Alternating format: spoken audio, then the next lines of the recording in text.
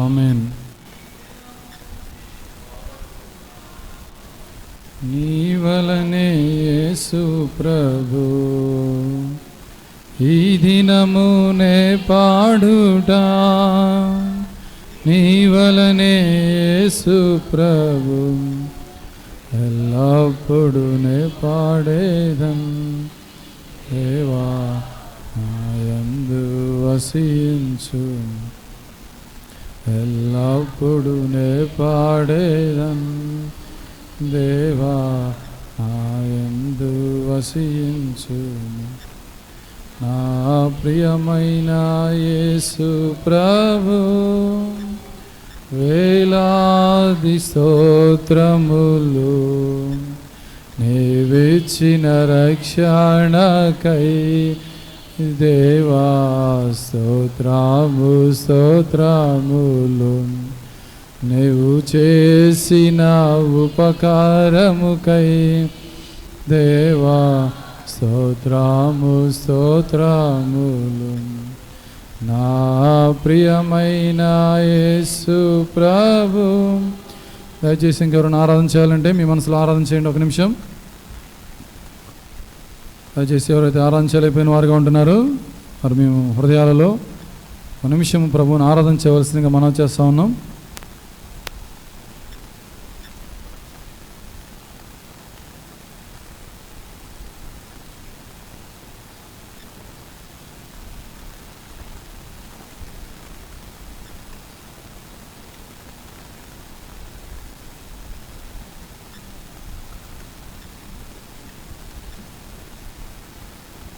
ప్రేమ గల తండ్రి, పరిశుద్ధుడైన దేవా, మీ యొక్క పరిశుద్ధమైన ఘనమైన నామమును బట్టి అందముల స్తోత్రములు స్తుతులు చెల్లించుకుంటూ ఉన్నాం. రాజులని యాజక సమూహం పరిశుద్ధ జనాంగముతో నేను కూడా ఆరాధన చేయడానికి మీరు నాకు అనుకూలపరిచిన మీ ప్రేమ కొరకే స్తుతిస్తూ ఉంటున్నాను. ప్రియ తండ్రి, ఆరాధన కొరకే మీరు మాట్లాడుతూ వచ్చిన మీ మాటలను బట్టి స్తుతిస్తూ ఉంటున్నాను.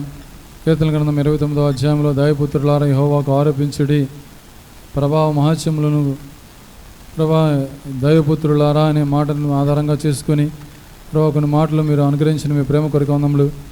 వాస్తవానికి ప్రభా దైవపుత్రులుగా చేపట్టక పూర్వము ప్రభా దయానికి పుత్రులుగా ఉంటున్నాం, పాపముతో ఉంటున్నాం, లోకంలో ఉంటున్నాం.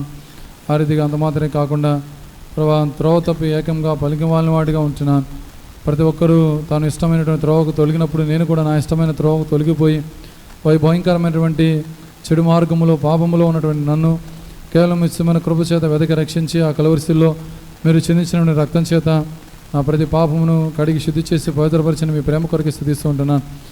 అడగడమే మాత్రమే కాకుండా మీ కుమారునిగా చేసుకుంటే మాత్రమే కాకుండా ప్రభా మీ యొక్క ప్రతిష్ఠితమైన ఆభరణను ధరింపజేసిన విధానమంతటి కొరకు ఉన్నాను.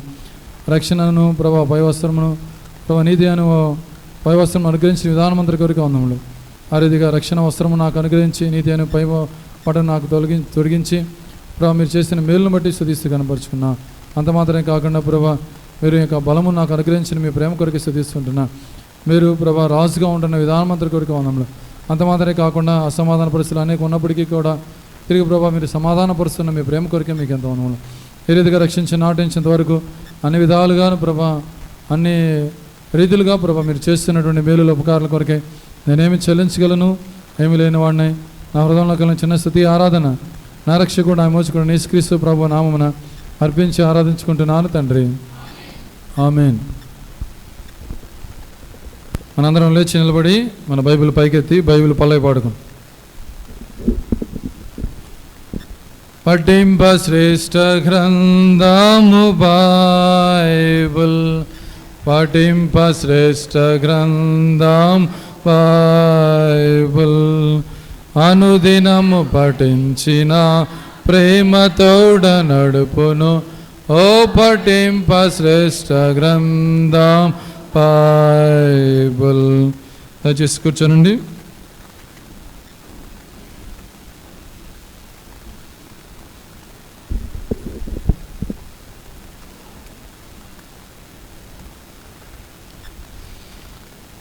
ప్రకటన గ్రంథము 21వ అధ్యాయం. ప్రకటన గ్రంథము 21వ అధ్యాయము 6వ వచనం అందరం కలిసి చదువుకుంటాం. ప్రకటన గ్రంథము 21వ అధ్యాయము 6వ వచనం అందరము కలిసి చదువుకుంటాం. మరియు ఆయన నాతో ఇట్లనెను, సమాప్తమైనవి, నేనే అల్ఫాయు ఒమేగాయు, అనగా ఆదియు అంతమునై ఉన్నవాడను. దప్పిగొని వానికి జీవజలముల బొగ్గలోని జలమును నేను ఉచితముగా అనుగ్రహింతును. కొరింథీయులకు రాసిన మొదటి పత్రిక 11వ అధ్యాయం. మొదటి కొరింథీయులకు రాసిన పత్రిక 11వ అధ్యాయం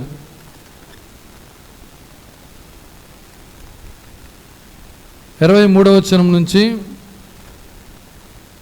31వ వచనం వరకు మార్చి చదువుకుంటాం. మొదటి కొరింథీయులకు రాసిన పత్రిక 11వ అధ్యాయం 23 నుంచి 31 వరకు మార్చి చదువుకుంటాం. నేను మీకు అప్పగించిన దానిని ప్రభు వలన పొందితిని. ప్రభువైన యేసు తాను అప్పగింపబడిన రాత్రి ఒక రొట్టెనెత్తుకొని కృతజ్ఞతాస్తుతులు చెల్లించి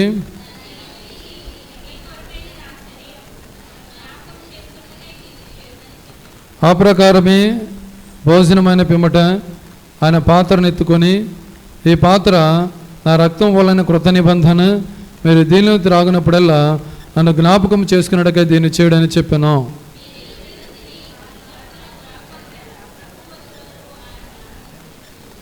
కాబట్టి ఎవడు అయోగ్యంగా ప్రభు యొక్క రొట్టెని తిననో లేక ఆయన పాత్రను త్రాగునో వాడు ప్రభు యొక్క శరీరం గురించి రక్తం గురించి అపరాధియుగును.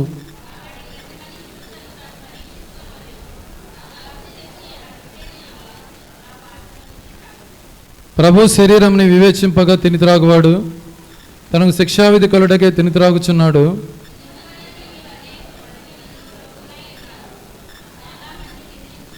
ఉపయోగవచ్చిన అందరం కలిసి చదువుకున్నాం. అయితే మనమే విమర్శించుకునేడలా తీర్పు పొందక పోదుము. ప్రభు సాయం కొరకే ప్రార్థన చేసుకుంటాం. ప్రేమగల తండ్రి, పరిశుద్ధుడైన దేవా, మీ పరిశుద్ధమైన నామమును బట్టి మీకు ఎంత వందములు.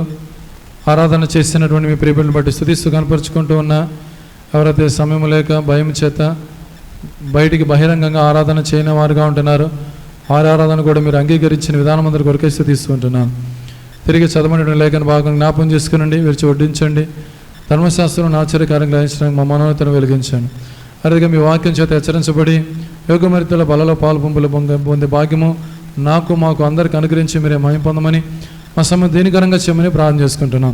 కంటికి కనిపించండి చీకటి అంధకార శక్తులను యేసుక్రీస్తు నామం పేరిట లయపరిచి మీరే మహిమ పొందమని, దాని అందించిన నిలబడిన దాసుని మీ సిలుసారిని మరుపరుచుకోనండి, మీ మాటలు అనుగ్రహించమని ప్రార్థన చేసుకుంటున్నాం. మీ నోటి బోరగా మాత్రమే వాడుకొని మీరే మహిమ పొందమని, నాలో ఉన్న సమస్త కల్మషను పాపమును యేసుక్రీస్తు ప్రభువారి శరీర రక్తం చేత సంపూర్ణంగా కడిగి శుద్ధి చేసి పవిత్రపరచమని, మీ సాధనంగా వాడుకొని మీరే మహిమ పొందమని యేసుక్రీస్తు ప్రభువారి శ్రేష్టమైన నామమున స్తుతించి ప్రార్థించి అడిగి పెట్టుకుంటున్నాము తండ్రి. ఆమేన్.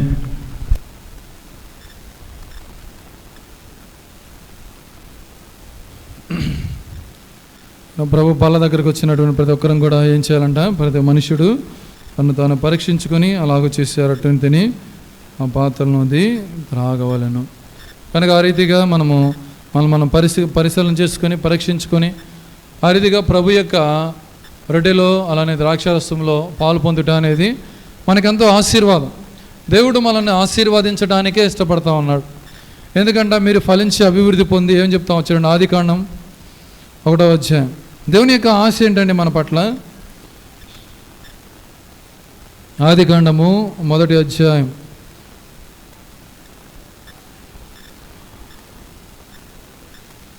1వ అధ్యాయం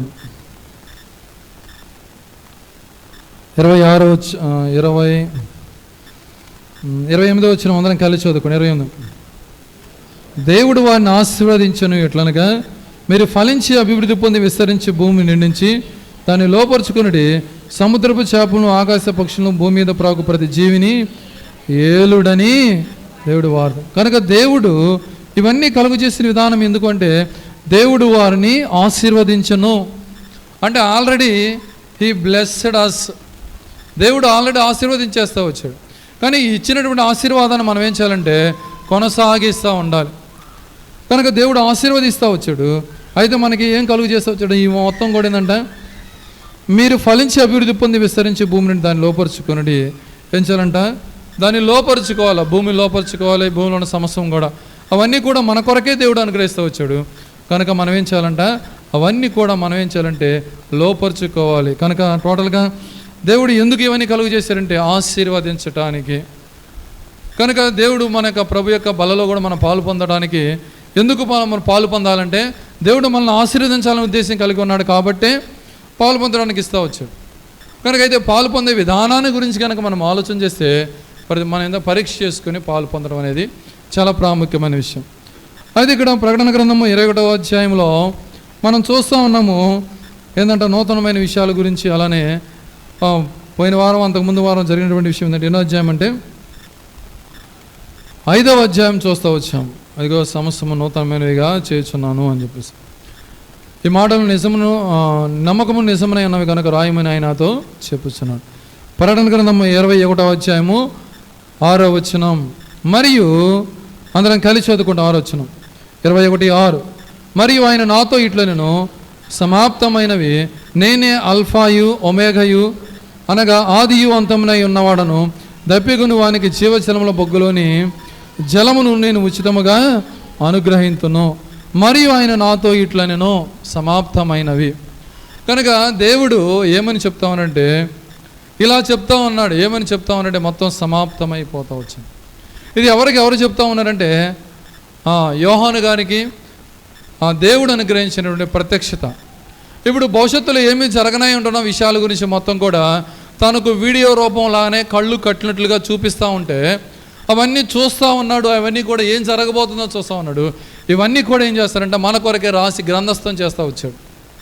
కనుక రాసినవి మనం ఏం చేయాలంట, చదువుకొని మనం ఏం చేయాలంట, భవిష్యత్తులో ఎలా జరగనై ఉంటుందా అని చెప్పేసి గ్రహించి మనం జాగ్రత్తకి మనకు ఉంటాయి అనమాట. కేషన్ అని చెప్పేసి రాస్తూ ఉంటారు. మనం వెళ్ళేటప్పుడు ఏదైనా వెహికల్ మీద వెళ్తే రోడ్డు మీద రాస్తే ఏంటంటే ఇక్కడ ప్రమాదం ఉన్న హెచ్చరిక. ఎందుకు అవి రాస్తూ ఉంటారంటే R&B వాళ్ళు అవి మనం ఆ ప్రమాదాన్ని ఎదుర్కోకుండడానికి రాస్తూ ఉంటారు. కొంతమంది ఏం చేస్తారంటే రాస్తున్నప్పటికి కూడా వెళ్తూనే ఉంటారు.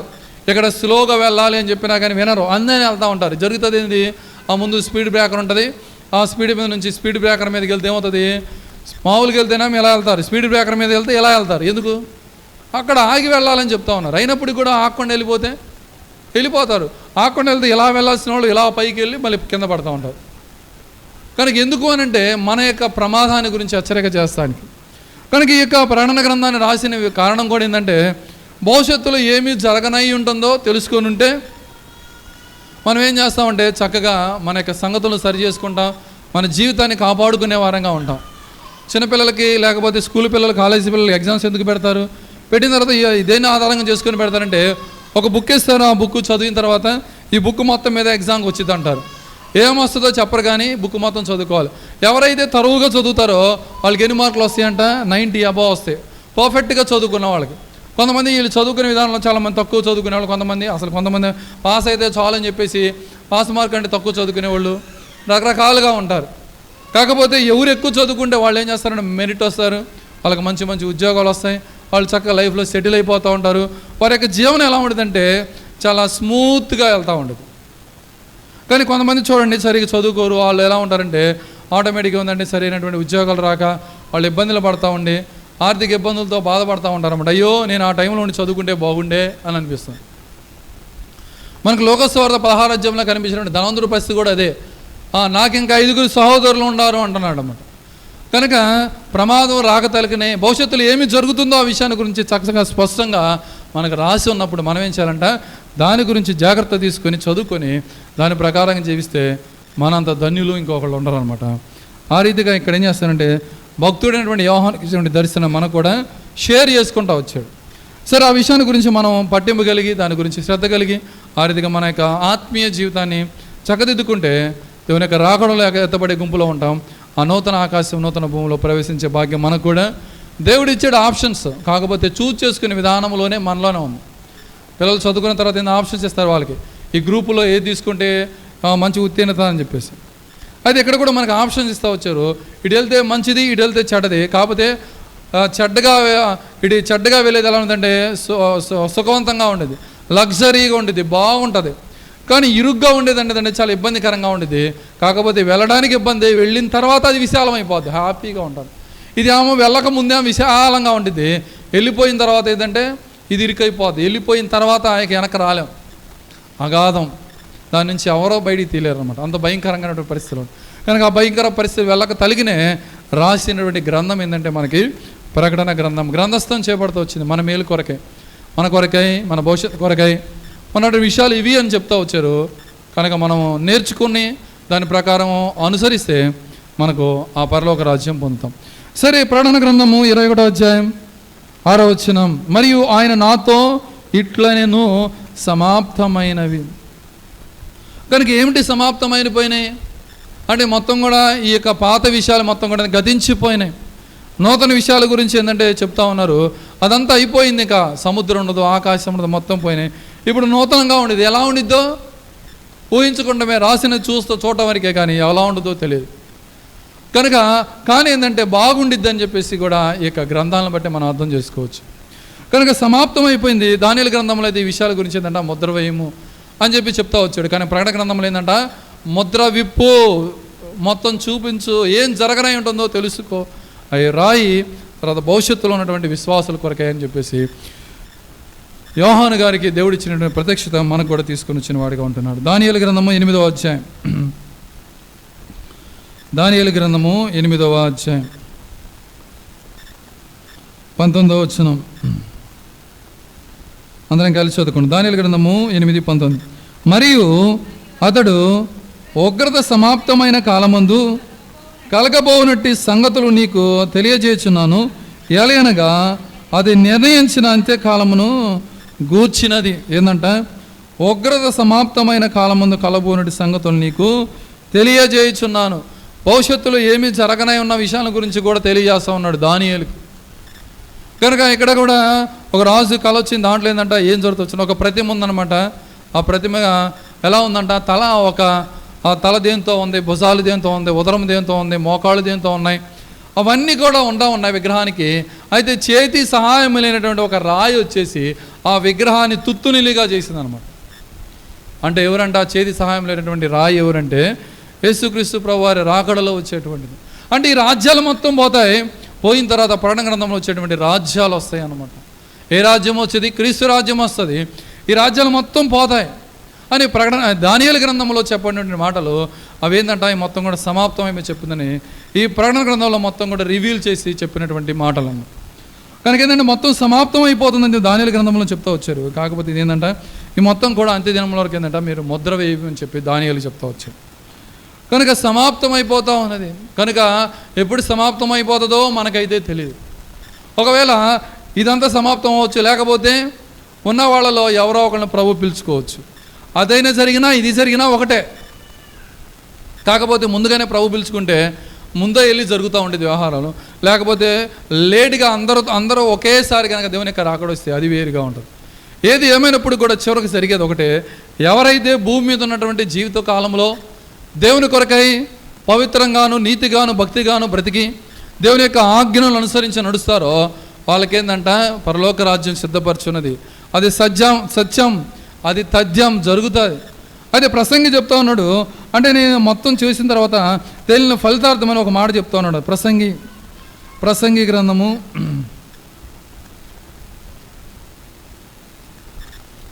12వ అధ్యాయం అందరం కలిసి 13వ వచనం అందరం కలిసి చదువుకుంటాం. ప్రసంగి 12:13 అందరం కలిసి. ఇదంతయు వినిన తర్వాత తేలిన ఫలితార్థం ఇదే, దేవుని యందు భయభక్తులు కలిగి ఉండి ఆయన కట్టడలను అనుసరించి నడుచుండవలెను, మానవ కోడికి ఇదియే విధి. కనుక ఈ లోకపు నటన గర్దిస్తుంది. ఈ లోకంలో ఉన్నది తాత్కాలికమే. కనుక ఈ లోకపు నటన గతించిపోయేదిగా ఉంటుంది.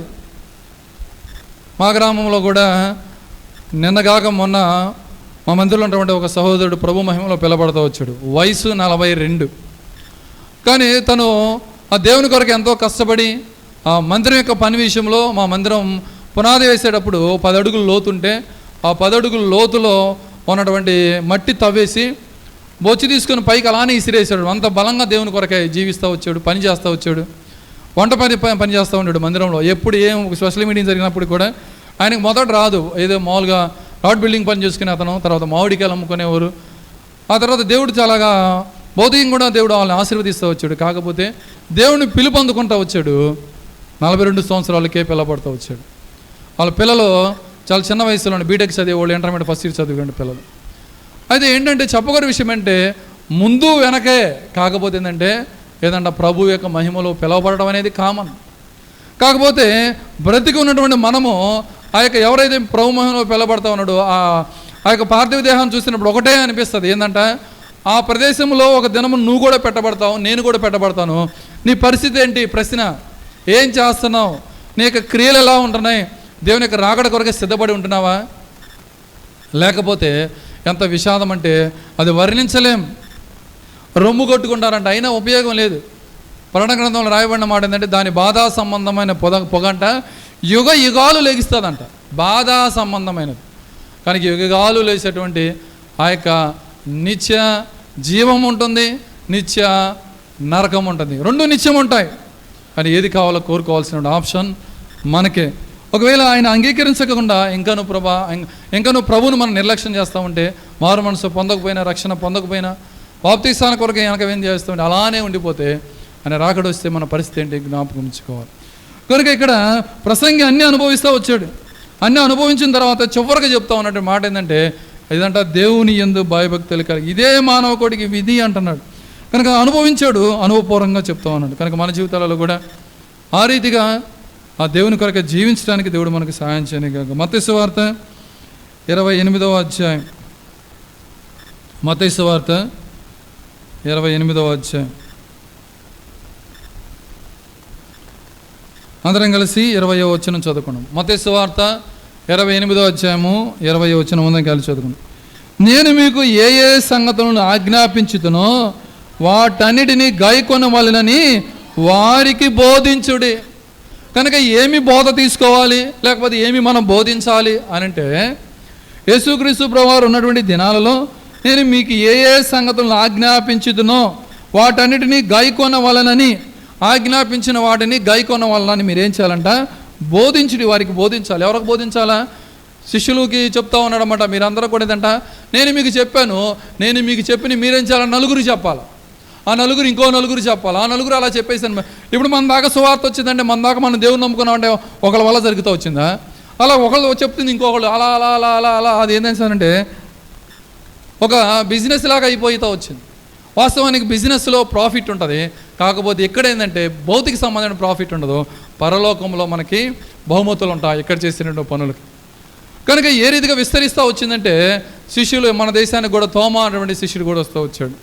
కనుక తను కూడా ఏం జరుగుతూ వచ్చిందంటే ఆయన కూడా ఈ యొక్క దేశంలోనే బళ్ళెం పెట్టేసారంట, పొడిచి చంపేశారన్నమాట. ఆయన కూడా చాలా అద్భుత కార్యలు జరుగుతూ వచ్చారు. ఆ సూర్య నమస్కారం చేస్తూ ఉంటారంట. ఏం జరుగుతూ వచ్చిందంటే సూర్య నమస్కారం చేస్తుంటే తోమా వారు కూడా వెళ్ళి ఆ నీళ్ళలో నుంచున్నాడంట. ఆయన ఏం చేసి ఇట్లా పైకి లేక నీళ్ళు పైకి వెళ్ళి కింద పడతాయి అనమాట. సూర్య నమస్కారం చేస్తారు కదా చేసేవాళ్ళు. ఈయన ఎదురుకెళ్ళి, ఏంది మీ దేవుడు నీళ్లు తీసుకోడా? మా దేవుడు తీసుకుంటాడంటే ఏంది ఎటకారంగా ఉందా? దేవుడు నీళ్ళు తీసుకునేది ఏంది? పైగా వేసిన నీళ్ళు ఏం చేస్తామంటే కిందకు వస్తాయా పైకి వెళ్తాయా? అవి మళ్ళీ కిందకి రావాల్సింది కదా గ్రావిటేషన్ ఫోర్స్ ప్రకారంగా. అంటే నువ్వే మరి అంటే మా దేవుడు చూడు ఈ నీళ్ళు తీసుకుంటాడని చెప్పేసి నీళ్ళు తీసుకుని పైకి వేసాడంట తోమ. ఆ నీళ్ళు పైకి వెళ్ళిపోతుంది, కిందకి రావట్లేదు ఇంకా. కనుక వాళ్ళు అద్భుత కార్యములు జరిగిస్తూ వచ్చారు, దేవుడు నిజంగా ప్రూవ్ చేస్తూ వచ్చారు. ఆ తర్వాత ఆయన చంపేస్తూ వచ్చారు. అందుకే చెన్నైలో కూడా థామస్ ఉన్నటువంటి కాలేజెస్ కానీ థామస్ పేరుతో సెయింట్ థామస్ అనే కాలేజెస్ పేర్లు, అలానే స్కూల్ పేర్లు కూడా ఉంటామండి ఇప్పుడు కూడా ఉన్నాయి. కనుక వాళ్ళు ఏం చేస్తూ వచ్చారంటే దేవుడు వారికి ఏదైతే బోధిస్తూ వచ్చాడో వాళ్ళు ఏం చేస్తారంటే మీరేం చేయాలంటే అందరికీ వాళ్ళని గైకొనాలని మీరు బోధించండి, మీరు చేయండి, వాళ్ళకి వెళ్ళి చెప్పండి అని చెప్తే వాళ్ళు చెప్తూ వచ్చారు. మన దేశానికి కూడా ఆ సువార్త వచ్చింది, మనం కూడా దేవుని అంగీకరిస్తూ వచ్చాం. ఇంకా దాని వైపు ఆత్మీయ సంబంధం విషయాలు వేరే వెళ్ళాలి, కానీ ఇంకా లోకం విషయం ఎందుకు? ఈ లోకపు నటన కదిస్తూ ఉంటుంది, లేకపోతే ఆయన మాటలు మనం గైకొనాలంటే ఇంకేం చెప్తా ఉన్నాడంటే వారికి బోధించుడి, ఇదిగో నేను యుగ సమాప్తి వరకు సదాకాలము మీతో కూడా ఉన్నాను. ఆయన మనతోనే ఉంటున్నాడు. ఆరంభమైన కానుంచి ముగించేంత వరకు ఆయన మనతోనే ఉంటాడు. కనుక ఆయన మనతోనే ఉండి కార్యాలు జరిగిస్తూ ఉన్నాడు. కాకపోతే మనం ఆయనకి సంబంధించి ఉంటున్నామా, ఆయనకి యోగ్యంగా ఉంటున్నామా, ఆయన మాట వింటున్నామా? కానీ మన ఇష్టానుసారంగా వెళ్తూ ఉన్నాం. అది మనం ఏం చేయాలంటే ఏదైనా పరిశీలన చేసుకోవాలి. మత్తయి సువార్త 24వ అధ్యాయం, మత్తయి సువార్త 24వ అధ్యాయం అందరం కలిసి 3వ వచనం చదువుకుంటాం. మత్తయి సువార్త 24:3. ఆయన ఒలీవల కొండ మీద కూర్చుని ఉన్నప్పుడు శిష్యులు ఆయన యొద్దకు ఏకాంతముగా వచ్చి, ఇవి ఎప్పుడు జరుగును? నీ రాకడకును ఈ యుగ సమాప్తికి నీ సూచనలేవి మాతో చెప్పుమనగా. ఏందంట, ఏం జరుగుతూ ఉంది అనమాట? ప్రభువా, మీరు చెబుతున్నారు బాగానే ఉంది, ఇవి ఎప్పుడు జరుగుతాయి? నీ రాకడకు ఈ యుగ సమాప్తికి సూచనలేవి మాతో చెప్పుమనగా. అందరం కలిసి 4వ వచనం. యేసు వారితో ఇట్లా, నేను ఎవడును మిమ్మల్ని మోసపరచకుండా చూచుకుని, అనేకులు నా పేరిట వచ్చి నేనే క్రీస్తునని చెప్పి పలువురిని మోసపరిచెదరు. మరి మీరు యుద్ధములను గురించి, యుద్ధ సమాచారములను గురించి వినబోదురు. మీరు కలవరపడకుండా చూచుకుని, ఇవి జరగవలసి ఉన్నవి కానీ అంతము వెంటనే రాదు. కనుక ఇవన్నీ జరుగుతూ ఉంటాయి కానీ అంతం ఏంటంటే వెంటనే రాదు. ఒక్కోసారి అయితే కరోనాలో వచ్చినప్పుడు కొంతమంది ఏమనుకున్నారంటే నిజంగా దేవుని యొక్క రాకడ వచ్చిందేమో. ఒకళ్ళు అన్నారు దేవుని యొక్క రాకడ కూడా వచ్చేసింది. అంత ఏంటంటే ఎత్తబడే వాళ్ళు ఎత్తబడిపోతూ వచ్చారు. ఎందుకంటే సెకండ్ వేవ్లో ఏం జరుగుతూ వచ్చింది అంటే, ఎవరైతే ఆ మందిరాల్లో మంచిగా ప్రామినెంట్గా ఉంటున్నారో ఎక్కువ పర్సెంట్ సేవకులు, అలానే ఎక్కువ పర్సెంట్ పెద్దలు చనిపోతూ వచ్చి. ఎప్పుడంటే కరోనా రెండో వేవ్లో వాళ్ళు కూడా ఏంటంటే, ఒకవేళ వాళ్ళు ట్రీట్మెంట్ తీసుకోలేని వారు అంటే చాలా సౌండ్ పార్టీ ట్రీట్మెంట్ తీసుకోగలరు, అయినప్పటికీ కూడా అప్పుడు సెకండ్ వేవ్లో చాలామంది ప్రభు మహిమలో పిలబడుతూ వచ్చారు. కనుక దేవుని యొక్క చిత్తం అలా ఉంటుంది. కానీ ఇవన్నీ జరుగుతూ ఉంటాయి, భయంకరమైన విపత్తులు జరుగుతూ ఉంటాయి, కానీ ఏంటంటే అంతం వెంటనే రాదు అని చెప్తున్నాడు. కనుక ఇవన్నీ జరగాల్సిందే. కాకపోతే ఏంటంటే మనం ఏం చేయకూడదంట, మోసపరచనీయకుండా చూసుకోవాలంట. కనుక బహు జాగ్రత్తగా ఉండాలని చెప్పేసి చెప్తా ఉన్నాడు. 14వ వచనం మత్తయి సువార్త 24:14, 13 కూడా, 13, 12, 13, 13, 14 అందరం కలిసి చదువుకున్నాం. 12, 13. అక్రమం విస్తరించుడు చేత అనేకులు ప్రేమ చల్లారును, అంతం వరకు సహించిన వాడే రక్షింపబడును.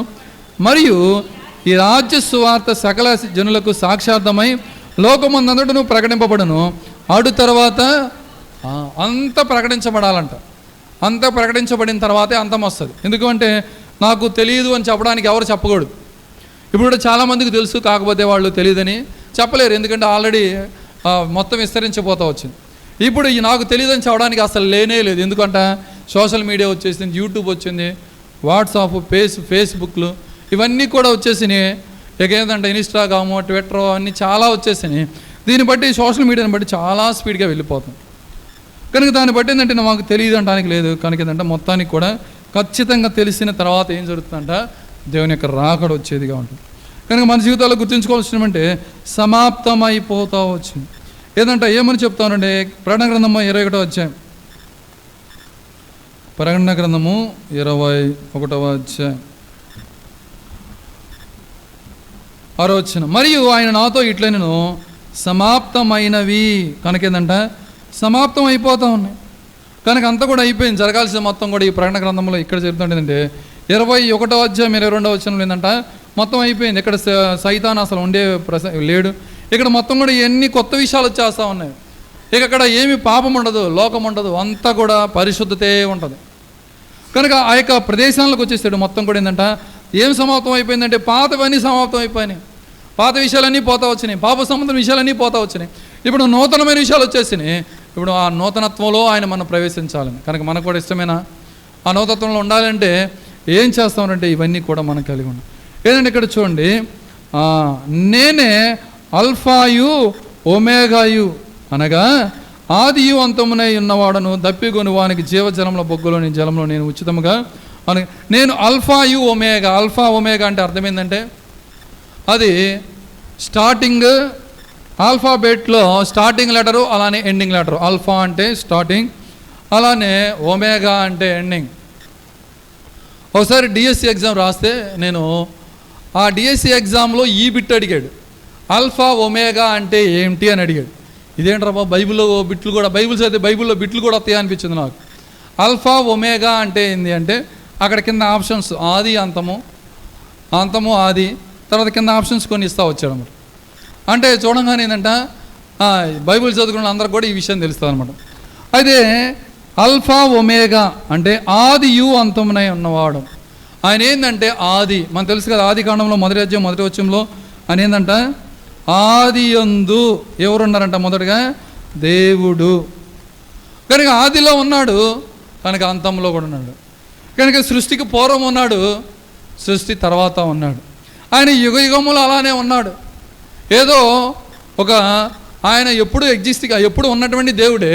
కాకపోతే ఏంటంటే మానవుల యొక్క పాపముల నిమిత్తమై ఆయన ఏం చేస్తాం సరంటే జస్ట్ ఆ కుమారుని వలే వచ్చాడంతే.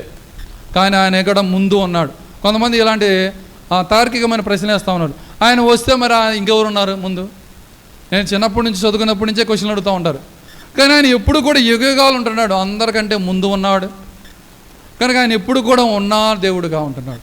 అంతేకాదు ఆయన పేరు అర్థమైన మోషన్ అడిగినప్పుడు ఏంటంటే నేను ఉన్నవాడను అనువాడనే ఉన్నాడు. నేను ఉన్నవాడను ఎప్పుడూ కూడా ఇక్కడ అక్కడైనా కదా ఎక్కడైనా అక్కడ ఉన్న దేవుడిగా ఉంటున్నాడు. కనుక ఆయన ఏదంటే ఆల్ఫా ఒమేగాగా ఉంటున్నాడు, ఆదియు అంతమునే ఉన్నవాడు. కనుక ఆయన ఎలా ఉండంటే ఆదిగా ఉంటున్నాడు, అంతముగా ఉంటున్నాడు. దప్పిగొను వానికి జీవజలముల బొగ్గలోని జలమును నేను ఉచితముగా అనుగ్రహింతును. కనుక ఇప్పుడు దప్పిగొని వారికి ఏంటంటే ఏమిస్తారంట? దప్పిగొని వానికి జీవజలముల బొగ్గలోని జలమును నేను ఉచితముగా, జీవజలం. కనుక ఆయన జీవజలం ఇచ్చేవాడిగా ఉంటున్నాడు. ఆది కాండంలోని ఆదిలోనే వీళ్ళు ఏం చేస్తారంటే మంచి చెట్లు తెలివినిచ్చేటువంటి వృక్ష ఫలమును తినటం వల్ల ఒకవేళ తింటే జరిగేది అంటే వాళ్ళు ఏంటంటే వాళ్ళు ఎప్పుడు కూడా జీవవృక్షాన్ని తింటే ఎప్పుడు యోగాలు అలానే ఉండవు. కనుక ఏదైతే వాస్తవంగా దేవుడు మనల్ని ఎప్పుడు అలానే ఉంచాలని ఉద్దేశం కలిగి ఉన్నారు. కానీ ఆదాము అవ్వలు చేసినట్టు తప్పిదాన్ని బట్టి అది కోల్పోతూ వచ్చాం. కానీ ఇప్పుడు ఏం చేస్తామనంటే ఆది కాండములో మనం ఏదైతే కోల్పోయిన వారిగా ఉంటున్నామో తిరిగి అది ఇవ్వాలని ఉద్దేశం కలిగి ఉన్నాడు. మళ్ళీ ఏంటంటే ఆ జీవజలం. కనుక అది ఇవ్వాలని ఆయన యొక్క సంకల్పమైనది, ఆయన కోరిక అయినది. కనుక తిరిగి మళ్ళీ ఏం చేస్తామనంటే ఏదైతే అంతరించిపోతా ఉందో, ఏదైతే పాతవైపోయిందో మళ్ళీ తిరిగి నూతనాన్ని ఇవ్వాలి, నూతనంగా ఇవ్వాలని ఆయన ఆశ కలిగి ఉంటున్నాడు. కనుక నూతత్వంలో ప్రవేశించాలంటే మనకు కూడా ఆయన కొన్ని కండిషన్స్ పెడతా ఉన్నాడు. ఎలా ఉండాలి అని చెప్తే ఆయన ఆజ్ఞలను అనుసరించి ఉండాలని చెప్తున్నాడు. కనుక తిరిగి ఆ నూతనటువంటి జీవంలోకి మనం ప్రవేశించాలని ఆయన కోరుతా ఉన్నాడు. కనుక ఏంటంటే ఆ జీవవృక్ష ఫలము ఆది కాండంలో ఏదైతే జీవవృక్ష ఫలమును తినడానికి వాళ్ళు వెళ్తూ వచ్చి అక్కడ ఆజ్ఞ అతిక్రమం పాపం చేసిన వారుగా ఉంటున్నారు. తిరిగి మళ్ళీ ఏంటంటే అలాంటి చక్కగా ప్రశాంతంగా హాయిగా ఉన్నటువంటి జీవితాన్ని ఆయన ఇవ్వాలని కోరుకుంటా ఉన్నాడు. కనుక మన జీవితాలలో కూడా ఆ జీవితాన్ని కావాలంటే మనం ఏం చేయాలంటే ఆయన కొరకే ఆయన ఆజ్ఞలను అనుసరించి నడవాలి. ఇర్మియా గ్రంథం 2వ అధ్యాయం అందరం కలిసి ఇర్మియా గ్రంథం 2వ అధ్యాయము 13వ వచనం అందరం కలిసి చదువుకుంటాం. ఇర్మియా గ్రంథము 2వ అధ్యాయం 13వ వచనం అందరం కలిసి చదువుకుంటాం. నా జనులు 2 నేరములు చేసి ఉన్నారు. అందరం కలిసి చదువుకున్నాం. ఇర్మియా గ్రంథము 2వ అధ్యాయం 13వ వచనం. నా జనులు 2 నేరములు చేసి ఉన్నారు, జీవజలముల ఓడనైన నన్ను విడిచి ఉన్నారు, తమ కొరకు తొట్లను అనగా బద్దలై నీళ్లు నిలవని తొట్లను తోలిపించుకొని ఉన్నారు. కనుక నా జనులు ఏం చేశారంట? 2 నేరములు చేశారు. ఏం చేశారంట? జీవజలముల ఓడనైన నన్ను విడిచి ఉన్నారు. కనుక మన జీవితాలలో కూడా ఆయన ఏం చేస్తామనంటే జీవజల ఓడ ఇచ్చేవాడు.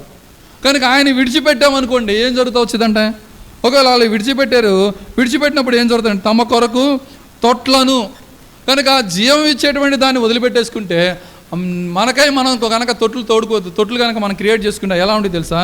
ఎలా ఉంటాయి అంట అవి అనగా బద్దలై ఎలా ఉంటాయి అంట నీళ్లు నిలవని తొట్లను తొలిపించుకొని ఉన్నారు. ఆయన మంచివి ఇస్తానంటే మనం ఏం చేస్తామనంటే ఆయనకు వేరైపోతాం.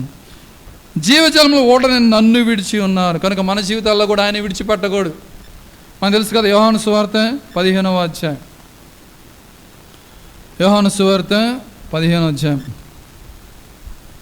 5వ వచనం అందరం కలిసి చదువుకున్నాం. యోహాను సువార్త 15వ అధ్యాయం 5వ వచనం. ద్రాక్షవల్లిని నేను, తీగలు మీరు, ఎవడు నా యందు నిలిచి ఉండునో నేను ఎవని యందు నిలిచి ఉండునో వాడు బహుగా ఫలించును, నాకు వేరుగా ఉండి మీరేమియు. కనుక ఏమన్నా అంటే నాకు వేరై ఉండి మీరు ఇష్టానుసారంగా తొట్లు తొలిపించుకుంటున్నారయ్యా, ఆ రీతిగా ఉంటే ఎందుకు? నేనున్నాను కదా, నన్ను వెంబడించవచ్చు కదా, నన్ను ఆశ్రయించవచ్చు కదా, నా దగ్గరకు వస్తే నేను ఇస్తాను కదా మంచి జీవజలమే. కనుక వాస్తవానికి మన జీవితాలలో కూడా దేవుని యొక్క వాక్యం దగ్గరకు రాకుండా, దేవుని యొక్క సన్నిధానికి రాకుండా ఉండి, ఒకవేళ మనం కనుక ప్రక్కగా తొలగిపోతే జరిగే విషయం ఏంటంటే ఇలాంటిది ఏదంటే అవి నీళ్లు నిలవో, అంతేకాకుండా వేరుగా ఉంటే ఏమి చేయలేం. కనుక ఏది మనం ఎలా ఉండాలంటే 15వ అధ్యాయం మొదటి వచనం, నేను నిజమైన ద్రాక్షావళిని, నా తండ్రి వ్యవసాయకుడు, నాలో ఫలింపని ప్రతి తీగను ఆయన తీసి పారవేయను, ఫలించు ప్రతి తీగ మరి ఎక్కువగా ఫలింపవాలని దానిలోని పనికిరాని తీగలను తీసివేయను. కనుక ఏంటంట అంటే ఆయనలో ఫలించాలి. 4వ వచనం, నా యందు నిలిచియుండుడి, మీ యందు నేనును. ఇదేంటంటే రెసిప్రోకల్, ఒకళ్ళకి ఒకళ్ళకు. నా యందు నిలిచియుండుడి, మీ యందు నేనును నిలిచి ఉంటా. కనుక ఇక్కడ మనం పరిశుద్ధమైన హృదయంతో లేకపోతే ఆయన మన దగ్గర రాలేడు, ఆయన మనలో నివసించలేడు, మనం ఆయన దగ్గరికి కూడా వెళ్ళలేడు. కనుక ఎప్పుడైతే ఒకరికి రెసిప్రోకల్ రిలేషన్షిప్ ఉంటుందో, పరస్పరంగా నా యందు నిలిచినుడి, మీ యందు నేను నిలిచును. తీగ ద్రాక్షావళిలో నిలిచి ఉంటేనే కానీ తనంతట తానే ఎలాగో ఫలింపదో, అలాగే నా యందు నిలిచి ఉంటేనే కానీ మీరు. కనుక ఆయన యందు నిలిచి ఉన్నప్పుడు ఆయన ఏం చేస్తాడంటే జీవజలం ఇస్తాడు. కనుక ఫలభరితమైనటువంటి జీవితంలోకి తీసుకొని వెళ్తాడు. కనుక ఫలములు కావాలి అంటే ఆయన దగ్గరకు రావాలి, ఆ యొక్క ద్రాక్షావళిలో నిలిచి ఉండాలి. కనుక సంఘం అనేటువంటి ద్రాక్షావనంలోకి ఆయన మనం తీసుకొని వస్తూ వచ్చాడు.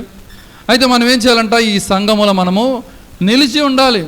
పరిస్థితులు ఎలా ఉన్నప్పటికీ కూడా మనం ఏం చేయాలంటే నిలిచి ఉండాలి, అంతం వరకు సహించాల, అంతం వరకు ఉండాలి. కనుక అది మనం దేవుడు కోరుకుంటున్నాడు. కాకపోతే మనం అలా కాకుండా నేను ఉండను, మనం ఏం చేస్తామంటే మనకి ఇష్టమైనటువంటి తొట్లు తొలిపించుకున్నాం అనుకోండి, అవి ఏమైపోతాయి తెలుసా, అవి ఏమిటంటే నీళ్లు నిలబడవు దాంట్లో, అప్పుడు ఆ నీళ్లు పోతాయి, ఉపయోగం ఉండదు, యూజ్లెస్. కనుక యూజ్ఫుల్గా దేవుడు చేయాలని చెప్పేసి ఆలోచన కలిగి ఉంటే మనం యూజ్లెస్గానే వెళ్తాం అనుకుంటే ఆయన ఏం చేయలేడు. కనుక మన జీవితాల్లో గుర్తుంచుకోండి, జీవజలములు. ఇర్మీయా గ్రంథము 17వ అధ్యాయం.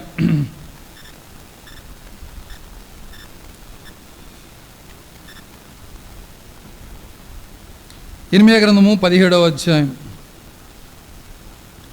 అందరం కలిసి 13వ వచనం అందరం కలిసి చదువుకుంటాం. ఇశ్రాయేలునకు ఆశ్రయమా, యెహోవా నిన్ను విసర్జించి వారందరూ సిగ్గునందురు. నా ఎడల ద్రోహము చేయవారు యెహోవా అను జీవజలముల ఓటను విసర్జించి ఉన్నారు, కనుక వారు ఇసుక మీద పేరు రాయబడిన వారుగా ఉన్నారు. ఏంటంటే ఇశ్రాయేలునకు ఆశ్రయమా, యెహోవా నిన్ను విసర్జించి వారందరూ సిగ్గునందుదురు. కనుక ఎప్పుడైతే ఆయనని విడిచిపెడతామో అప్పుడు ఏం జరుగుతుందంట, అసలు ఆ మాట మాట్లాడటానికి కూడా, విసర్జించడం అంటే భౌతిక సంబంధించిన విషయం, ఇక విసర్జించిన దాని వైపు చూడరిక. కనుక ఎలాగ విసర్జించారంటే ఆయన అసలు ఇక చూడనట్లుగా, ఇక వెనక తిరిగినట్లుగా యెహోవా నిన్ను విసర్జించి వారందరూ సిగ్గునందుదురు. ఒకవేళ ఆయన కనుక మనం నిర్లక్ష్య పెడితే, ఆయన వైపు కనుక చూడకపోతే, ఆయన యొక్క సన్నిధానంలోకి రాకపోతే ఏంటంట ఏం జరుగుతుంది, వచ్చేటువంటి నష్టం ఏంటంటే వాళ్ళు ఏం చేస్తారంట సిగ్గునందుతారు. నా ఎడల ద్రోహము చేయవారు యెహోవాను జీవజలముల ఓటను విసర్జించి ఉన్నారు, కనుక వారు ఇక ఇసుక మీద కనుక వారు ఇసుక మీద పేరు రాయబడిన వారుగా ఉందరు. కనుక వాళ్ళంటే ఎలాంటి వారంటే, ఒకవేళ ఇసుక మీద పేరు రాస్తే అది ఉంటుందా, ఉండదు, పోద్ది. కనుక ఆయన ఏంటంటే నిత్యము కూడా ఆ స్థిరంగా ఉండే జీవగ్రంథములో పేరు రాయాలనే ఉద్దేశం కలిగి ఉంటే, మనం ఏంటంటే ఎలాంటి ఆయన విసర్జించే వారిగా ఉంటున్నాం. కనుక మన జీవితాలలో ఏ రీతిగా ఉంటున్నాం, జీవజలం దగ్గరకు వస్తున్నామా, నీళ్లు నిలవకుండా తొట్లు ఏదంట అవి ఎలా ఉండేవంటే నీళ్లు కనిగినట్టు తొట్లు మన కొరకే తొలిపించుకుంటున్నామా. కనుక మన జీవితాల్లో ఏంటంటే పరీక్ష చేసుకోవాలా, పరిశీలన చేసుకోవాలా. జకరియా గ్రంథం 14వ అధ్యాయం. జకరియా గ్రంథము 14వ అధ్యాయం అందరం కలిసి 8-9 వచనములు కలిసి చదువుకుంటాం. ఆ దినమున జీవజలములు యెరూషలేములో నుండి పారి సగము తూర్పు సముద్రములకును సగము పడమటి సముద్రములకును దిగును. వేసవి కాలమందును చలికాలమందును అలాగునే జరుగును. 9వ వచనం కూడా, యెహోవా సర్వలోకముకు రాసేండును. ఆ దినమున యెహోవా ఒక్కడే అనియు ఆయనకు పేరు ఒకటే అనియు తెలియబడును. కనుక ఎప్పుడైతే దేవుని యొక్క రాకడ జరుగుతుందో, జరిగిన తర్వాత ఏంటంటే ఇదంతా ఏం చేస్తామంటే దేవుని యొక్క రాకడలో రహస్య రాకడలో పరిశుద్ధ సంఘం ఎత్తబడుతుంది. ఎత్తబడిన తర్వాత అక్కడ 7 ఏండ్లు ఏం జరుగుతుందంటే విందు జరుగుతుంది. జరిగిన తర్వాత ఆ విందు జరిగే దినాలలో భూమి మీద ఆ 7 సంవత్సరాలు ఏం జరుగుతుందంటే శ్రమలు, మహాశ్రమలు అని 2 జరుగుతాయి. శ్రమలు అనేది 3.5 సంవత్సరాలు శ్రమలు జరుగుతాయి. ఆ తర్వాత 3.5 సంవత్సరాలు మహాశ్రమలు జరుగుతాయి. 3.5 సంవత్సరాలు జరిగేటువంటి శ్రమల్లో ఇక్కడ అపవాది, సైతాను ఇవన్నీ కూడా ఇక మొత్తం కూడా పరిపాలన చేస్తారనే విషయాన్ని గురించి గ్రహించలేరు. కానీ ఎప్పుడైతే 3.5 సంవత్సరాలు గడిచిపోయిన తర్వాత శ్రమలు, తర్వాత మహాశ్రమలు ఎంటర్ అవుతాయో అప్పుడు అపవాది వాడు రాజ్యం పరిపాలన చేయడం మొదలు పెడతా ఉంటాడు. అప్పుడు ఏం జరుగుతూ ఉంటుందంటే అందరూ తెలిసిపోతుంది. అప్పుడు చేసేదేమి లేదు. అప్పుడు ఏంటంటే అంత కన్ఫ్యూజ్ అయిపోతుంట. అందరిని కూడా కన్ఫ్యూజ్ చేస్తూ ఉంటారు. యేసుప్రభు, నేనే యేసుప్రభుని అంటాడు ఒకడు వచ్చి, ఇంకోటి నేనే యేసుప్రభుని అంటాడు. అలానే అద్భుత క్రియలు జరిగేటట్లు కొన్ని చేస్తూ ఉంటారు. అసలు ఎవరు దేవుడో ఎవరు కాదో అర్థం కాని పరిస్థితిలో ఉంటాం, ఎందుకంటే సరైనటువంటి గ్రహింపు లేకపోతే. అప్పుడు ఇక్కడ చెప్తున్న మాట ఏంటంటే, ఒకవేళ దేవుని యొక్క రాకడొచ్చినప్పుడు యెహోవా సర్వలోకమునకు రాజయ్యుండును, ఆ దినమున యెహోవా ఒక్కడే అనియు ఆయనకు పేరు ఒకటే అనియు అప్పుడు తెలియబడుతుంది. అంటే అప్పుడు తెలుసుకుంటే ఉపయోగం లేదు. ఇక రహస్య రాకడలో సంఘం అంతా ఎత్తబడిన తర్వాత నేను దేవుడిని తెలుసుకున్నానంటే ఉపయోగం లేదు. కానీ అప్పుడు కూడా అంటే అప్పుడు కనుక దేవుడిని తెలుసుకుంటే శ్రమలు అనుభవించాల్సి ఉంటుంది అనమాట. అప్పుడు ఏం జరిగిద్దంటే ఇద్దరు అప్పుడు కూడా ఏంటంట మళ్ళీ తర్వాత ఎప్పుడైతే దేవుని యొక్క రాకడలో రహస్య రాకడలో ఎత్తబడిన తర్వాత మళ్ళీ ఇంకో ఛాన్స్ ఉందన్నమాట. ఆ ఛాన్స్ ఏంటంటే ఇంకొక 2 దేవదూతలు లాంటి వారి మనుషుల్ని దేవుడు ఏం చేస్తాడంటే కిందకు పంపించేసి, ఇప్పుడైనా కానీ నువ్వు సువార్త చెప్పి వాళ్ళని ఎవరైనా మారుతారేమో చూడమని. అయితే సువార్త చెప్పే వాళ్ళని చెప్పనీయకుండా ఆటంకం పరిచే అప్పుడు జరుగుతూ ఉన్నాయి. ఒకవేళ సువార్త విన్నా కానీ ఆ తర్వాత ఊరుకునేటట్లు పరిస్థితులు ఉండవన్నమాట. ఆ తర్వాత ఏం జరిగిందంటే ఎవరైతే ఈ సువార్త చెప్తా ఉన్నారో ఆ సువార్త చెప్పిన వాళ్ళు ఏం చేస్తారంటే అపవాది చంపేస్తాడు. చంపేయంగానే వెంటనే వాళ్ళ శవాలు ఆ యెరూషలేము వీధిలో ఉన్న తర్వాత కొన్ని దినములు జరిగిపోయిన తర్వాత వాళ్ళు మళ్ళీ ఎత్తబడతారన్నమాట. వాళ్ళు వెళ్ళిపోతారు. వాళ్ళిద్దరి ద్వారా చివరి ఛాన్స్, వాళ్ళిద్దరి ద్వారా ఎవరైనా మళ్ళీ మారు మనసు పొందితే వాళ్ళు దేవుని మళ్ళీ యేసుక్రీస్తు ప్రభువు వచ్చేంత వరకు కూడా వాళ్ళు ఉంటారు. కాకపోతే ఏం జరుగుతుందంటే ఇక ఈ శ్రమలు జరుగుతూ ఉంటాయి అన్నమాట వాటిల్లో. కనుక ఇవన్నీ జరగకుండా ఉండాలంటే ఇప్పుడే మనకేందంట సరైనటువంటి తరుణం ఆయన ఎరుగుట. కనుక ఒకవేళ ఆయన కనుక ఇంకా ఎరగపోతే, ఒకవేళ ఆయన రాకడలో వచ్చేటటువంటి ఎత్తబడి గుంపులో మనం ఉండం. కనుక మారు మనసు రక్షణ పొందడం, దేవుని అంగీకరించడం అనేది చాలా ప్రాముఖ్యమైనది. ఇంకా ఎవరో పొందకపోతే మీరు పొందితే మంచిది, లేకపోతే ఏంటంటే ఆ నిత్య శిక్ష అనేది ఎప్పుడు కూడా ఉండేదిగా ఉంటుంది. అది మనం గ్రహించే వారంగా ఉండాలి. ప్రకటన గ్రంథం 7వ అధ్యాయం, ప్రకటన గ్రంథము 7వ అధ్యాయం అందరం కలిసి 17వ వచనం చదువుకుంటాం. ప్రకటన గ్రంథం 7వ అధ్యాయం 17వ వచనం. ఏలయనగా సింహాసన మధ్య ముందుండు గొర్రెపిల్ల వారి కాపరి అయి జీవజలముల బొగ్గలెద్దకు వారిని నడిపించును, దేవుడే వారి కన్నులుండి ప్రతి బాష్ప బిందువును తుడిచి. ఏలయనగా సింహాసనం మధ్య నుండి గొర్రెపిల్ల వారికి ఎప్పుడు ఏంటంటే ఆయన ఏంటంటే కాపరిగా ఉంటాడు. కనుక ఎప్పుడైతే జీవజలమున యొక్క ఆయన దగ్గరకు వస్తామో, జీవజలము ఉండేటువంటి దేవుని దగ్గరికి ఆయన ఏం చేస్తాడు తెలుసా? జీవజలముల బొగ్గల ఎద్దకు ఆయన కాపరి కాబట్టి ఆ బొగ్గల ఎద్దకు తీసుకుని వెళ్తాడు. మనం చక్కగా అక్కడి నుంచి తీసుకెళ్తాడు. మనకు తెలుసు కదా, యెహోవా నా కాపరి, నాకు లేమి కలుగదు, పచ్చిగల చోట్ల ఆయన నన్ను. కనుక ఇప్పుడు మనకి లేమి ఉండదు. ఎప్పుడు లేమి ఉండదు అనంటే ఆయన కలిగి ఉంటే, ఆయన రాకడలో ఎత్తబడడానికి అర్హంగా ఉంటే మనకి ఏమి ఉండదు, అంత ప్రశాంతంగా హాయిగా ఉండొచ్చు. ఈ తాత్కాలికమైనటువంటి జీవితాన్ని గురించి ఎంతమంది ఏమేమో చేస్తూ ఉంటాం, ఏమేమో కోల్పోతూ ఉంటాం. ఒకసారి ఎవరైనా మరణాన్ని చూసినప్పుడు మనకు భయం కలగాల.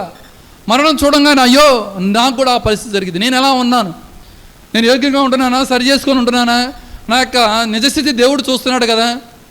తల్లిదండ్రులు చూడకపోవచ్చు, తల్లిదండ్రులను పిల్లలు చూడకపోవచ్చు, లేకపోతే భార్యను భర్త చూడకపోవచ్చు, భర్తను భార్య చూడకపోవచ్చు, వీళ్ళు ఒకళ్ళొకళ్ళు చూడకపోవచ్చు. కాకపోతే వీళ్ళందరినీ చూసేటువంటి దేవుడు చూస్తూ ఉన్నాడు.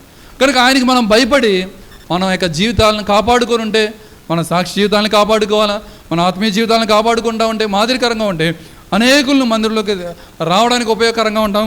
అంతేకాకుండా అందరికంటే ముందుగా మన ఆత్మీయ జీవితాన్ని మనం ఏం చేయాలంటే కాపాడుకొనగలిగి ఆయన రాకడలో ఎత్తబడే గుంపులో మనం ఉండేవారిగా ఉంటాం. అది ఈ కాపురం మనల్ని ఎక్కడ నడిపిస్తారంట అంటే మనం ఎక్కడ తీసుకుని వస్తారంట, జీవజలముల బొగ్గల ఎద్దకు వారిని నడిపించును, దేవుడే వారి కన్నుని ప్రతి బాష్ప బిందువును తుడిచివేస్తాడు. ఇంకా అక్కడంతా సంతోషమే ఉంటుంది. ప్రకటన గ్రంథము 22వ అధ్యాయం 1వ వచనం అందరం కలిసి చదువుకోండి. 22:1. మరియు స్ఫటికం వలె మెరుగునట్టి జీవజలముల నది దేవుని యొక్కయు గొర్రెపిల్లయు సింహాసనం వద్ద నుండి ఆ పట్టణం రాజవీధి మధ్యను ప్రవహించుట ఆ దూత నాకు చూపెను. ఆ నది యొక్క ఈవలను ఆవిలో జీవవృక్షం ఉండెను. అది నెల నెలకు ఫలించుచు 12 కాపుల కాయను. ఆ వృక్షము యొక్క ఆకులు జలములను స్వస్థపరచుటకై వినియోగించును. ఎక్కడంట జీవవృక్షం. మనం ఎక్కడ చూస్తూ వచ్చాం జీవవృక్షాన్ని అంటే మన ఆది కాండంలో చూస్తూ వచ్చాం. కనుక ఆది కాండంలో చూసింది మళ్ళీ ఎక్కడికి వచ్చిందంటే మనకి ఆ స్టార్టింగ్లో చూసింది మళ్ళీ ఎక్కడికన్నా చివరకు వచ్చింది. ఆది కాండం 3వ అధ్యాయం 24వ వచనంలో, ఆది కాండం 3:24. అప్పుడైనా ఆదామును వెళ్ళగొట్టి ఏదైనా తోటకు తూర్పు దిక్కున కెరూబులను జీవవృక్షమునకు పోవు మార్గమును కాచుటకు ఇటు అటు తిరుగుచున్న ఖడ్గ జ్వాలలను నీలో జీవవృక్షమునకు పోవు మార్గమున. ఇక్కడే ఉందంట ప్రకటన గ్రంథం 22వ అధ్యాయంలో. ఎక్కడేమున్నాయి అంట, ఇక్కడ కూడా ఏంటంటే జీవవృక్షం ఉండెను. కనుక ఏదైతే మనం కోల్పోయిన వారిగా ఉంటున్నామో, కోల్పోయిన మళ్ళీ ఏంటంట రికవర్డ్, డేవిడ్ రికవర్డ్ ఆల్ లాగా మనకేంటంటే ఏదైతే కోల్పోయిన వారిగా ఉంటున్నామో, కోల్పోయింది ఆత్మీయ జీవితం తిరిగి సంపాదించాలి. ఇక ఈ సంవత్సరం యొక్క మనకి మూడో కార్డు ప్రామిస్ కూడా మెయిన్ అదే కదా, దావీదు సమస్తమును సంపాదించుకొని.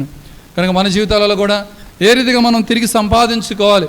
ఆనాడు ఆదాము అవ్వ వాళ్ళు కోల్పోయింది. కొంతమంది అంటూ ఉంటారు, అబ్బా ఆదాము అవ్వలా నేనుంటే కనుక ఒకవేళ అసలు నేను అంటే చేసేవాడినే కాదు అని అంటారు.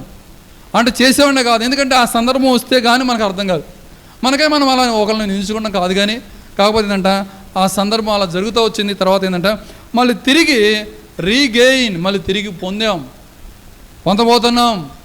కనుక దేవుడు ఆ రీతిగా మనం చేశాడు, ఆప్షన్ ఇచ్చాడు. ఇదిగో కోల్పోయావు, ఇదిగో మళ్ళీ తిరిగి పొందడానికి. ఇక్కడ నుంచి నువ్వు ఇక్కడికి రావచ్చు, ఇక్కడ కోరుకో, ఇక్కడ కావాలంటే ఇక్కడికి వచ్చేసేయచ్చు. కానీ నాకు ఇది వద్దు, వృక్షం వద్దు, లేకపోతే జీవం వద్దు, నాకు ఏంటంట నరకం కావాలని కోరుకుంటే ఆ మార్గం కూడా ఉంది.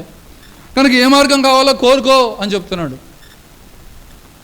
కనుక ఇక్కడ ఏంటంట జీవవృక్షం ఉండదనమాట. కనుక మన జీవితాలలో కూడా ఏదైతే కోల్పోయామో కోల్పోయిన తిరిగి దేవుడు మనకు ఇవ్వాలని కోరుతా ఉన్నాడు అన్నమాట. యోహాను సువార్త 4వ అధ్యాయం, యోహాను సువార్త 4వ అధ్యాయం అందరం కలిసి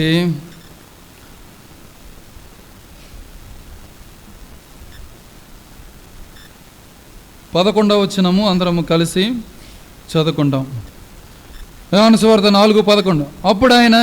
అప్పుడు ఆ స్త్రీ, అయ్యా ఈ బావి లోతైనది, చేదుకొనుటకు నీకేమీ లేదే, ఆ జీవజలము ఎలాగూ నీకు దొరుకును. ఏందంట ఏమి ఎలా దొరుకును అని చెప్తుండే అందరం కలిసి 13వ వచనం చదువుకుంటాం.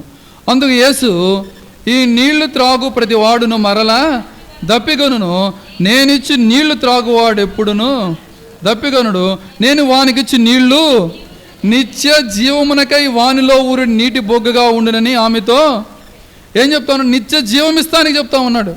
కనుక ఒకవేళ నువ్వు కనుక రక్షణ పొందితే, ఆ పాత జీవితాన్ని వదిలిపెడితే, నీకు ఎంతమంది ఉన్నారంట, నీకు 5 ఉన్నారు. ఇప్పుడున్న వాళ్ళు కూడా నీవు కాదు అని చెప్పగానే, అయ్యో నువ్వు సత్యమే చెప్పావయ్యా.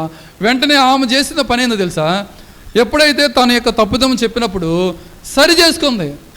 అంతేకాకుండా ఆమె సాక్షి జీవితం చూడండి ఎలా ఉందంటే, ఆమె గురించి ఏమనంటే 41వ వచనం, యోహాను సువార్త 4:41. ఆయన మాటలు విన్నందున ఇంకను అనేకులు నమ్మి ఆ స్త్రీని చూసి ఏమన్నారంట, ఇక మీదట నీవు చెప్పిన మాటను బట్టి కాక. ఎందుకు అంటే ఆమె సరైనది కాదు, అయినప్పుడు కూడా ఆమె వెళ్ళి చెప్పింది. ఎందుకంటే ఎప్పుడైతే యేసుక్రీస్తు ప్రభువారు ఆమె దర్శించారో ఇక వెంటనే ఆమె వదిలిపెట్టేసుకుంది. ప్రభువా నేనంట నాకు ఇవ్వయ్యా అని చెప్పేసి. ఇప్పుడు వెంటనే ఆమె ఏంటంటే అది వదిలేసుకుంది.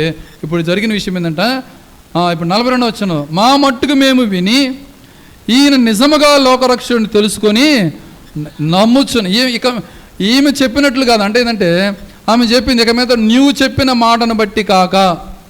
కనుక ఆమెకు ఉన్నటువంటిది పరిస్థితిని బట్టి, ఆమె లోకంలో ఉండదాని పరిస్థితిని బట్టి ఏంటంటే ఆమె నమ్మలేదు.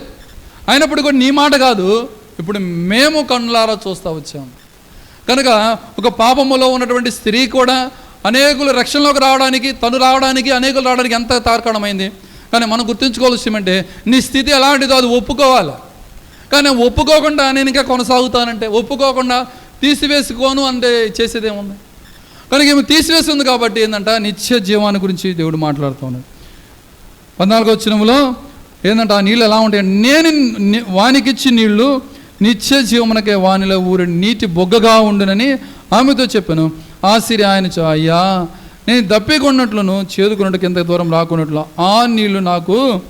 ఈమె భౌతికంగా ఆలోచిస్తుంది, కాకపోతే దేవుడు ఏం చేస్తాడంటే ఆమెకు ఆత్మ సంబంధమైన విషయాలు ఇవ్వాలని కోరుకుంటున్నాడు. కనుక మన జీవితాల్లో కూడా నిజంగా ఆయన దగ్గరకు వచ్చేస్తే ఆయన నిజంగా ఏంటంటే మనం కోరుకునేది ఒకవేళ శారీరకంగా ఉన్నప్పుడు కూడా దాన్ని ఏం చేస్తారంటే ఆయన ఆత్మ సంబంధంగా మలిచేవాడిగా ఉంటాడు. యోహాను సువార్త 7వ అధ్యాయం అందరం కలిసి 38వ వచనం అందరం కలిసి చదువుకుంటాం. 7:38. నా యందు విశ్వాసముంచు వాడెవడో లేఖనము చెప్పినట్టు వాని కడుపులో నుండి జీవజల నదులు పారు నుండి బిగ్గరగా. ఏందంట వాని కడుపులో నుండి జీవజల నదులు. నా యందు విశ్వాసముంచు వాడెవడో లేఖనము చెప్పినట్టు. కనుక విశ్వాసం, కనుక మనం ఎప్పుడైతే ఆయన యందు విశ్వాసం వస్తామో, విశ్వాసం ఉంచంగానే ఏం జరుగుతుందంటే ఆయన మనకేం చేస్తామనంటే ఆ విశ్వాసం ఎలా వచ్చిందంటే విశ్వాసం వినుట వలన విశ్వాసం కలుగుతుంది. దేవుని గురించినటువంటి విషయాల గురించినటువంటి వినుట వలనే విశ్వాసం కలుగుతుంది. విశ్వాసులకు తండ్రి అయిన అబ్రహాం దగ్గరికి వెళ్తే ఎలాగయ్యా నువ్వు వాళ్ళ విశ్వాసుల తండ్రికి ఏ మీదుగా చేపడతావంటే నేను నమ్మాను అంటాడు. ఆయన నమ్ముతా వచ్చాడు, అందువల్లనే తన కుమారుడిని ఇస్సాకును బలిగా అర్పించడానికి ఇష్టపడుతూ వచ్చాడు. నమ్ముతా వచ్చాడు, అలానే తను ఏంటంటే కుమారుడిని మళ్ళీ తిరిగి పొందినవాడిగా ఉంటున్నాడు. నమ్ముతా వచ్చాడు, అలానే జనములకు తండ్రిగా చేపడతా వచ్చాడు. నమ్ముతా వచ్చాడు, వాగ్దాన పుత్రుడిగా వచ్చా వచ్చాడు. అలానే ఏ రీతిగా నమ్మటం. కనుక మన జీవితాలలో కూడా నమ్మినట్లయితే మనకి ఏం చేసేవాడిగా ఉంటాడంటే ఆయన జీవజలములు ఇచ్చేవాడిగా ఉంటాడు. కనుక మన జీవితాలలో కూడా నా యందు విశ్వాసము ఇచ్చేవాడు ఎవడు లేఖనము చెప్పినట్టు వాని కడుపులో ఉండి జీవజల నదులు పారునని. కనుక అవి ఉండడమే కాదు, ఏంటంటే పారటం అంటే ఏం తెలియజేస్తుందంట, అది ఫ్రెష్గా ఉంటుంది అనమాట. పారే నీళ్ళు ఏంటంటే ఫ్రెష్గా ఉంటుంది. కనుక ఎందుకంటే సమృద్ధిగా నిండైనటువంటి జీవితం. కనుక మన యొక్క జీవితాలలో కూడా ఆ రీతిగా నిండైన జీవితాన్ని ఆయనకు ఇవ్వాలని మనకు కోరుకుంటూ ఉన్నాడు. ప్రకటన గ్రంథము 21వ అధ్యాయం 6వ వచనం. మరియు ఆయన నాతో ఇట్లా నేను సమాప్తమైనవి నేనే అల్ఫాయు ఒమేగాయు అనగా ఆదియు అంతమునై ఉన్నవాడను, దప్పికొని వానికి జీవజలముల బొగ్గలోని జలమును నేను ఉచితముగా అనుగ్రహింతును. కనుక ఎక్కడి నుంచి ఇస్తారంట, బొగ్గలో నీళ్ళు ఇస్తారు. కనుక ఏ రీతిగా ఉంటాయి, ఒకవేళ ఆదికాండంలో చూస్తే ఆదికాండం 16వ అధ్యాయం, ఆదికాండము 16వ అధ్యాయం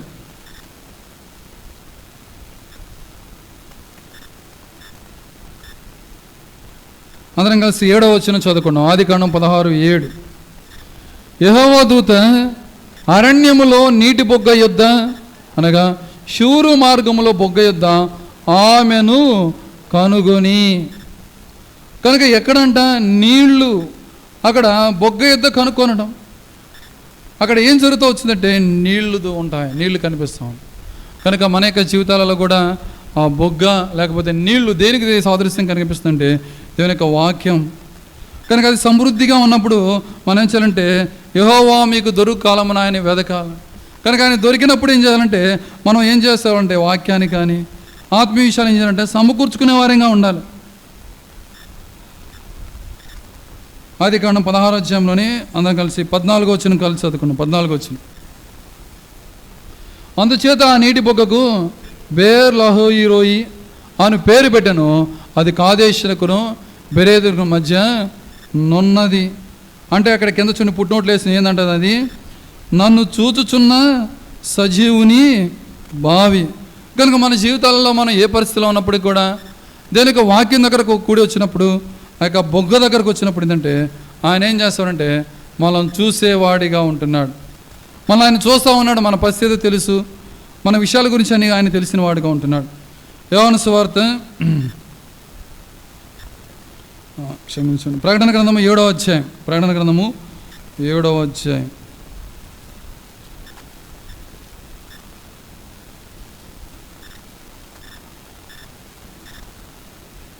అందరం కలిసి 14వ వచనం కలిసి చదువుకున్నాం. ప్రకటన గ్రంథము 7వ అధ్యాయము 14 వచ్చిన అందరం కలిసి చదువుకుందాం.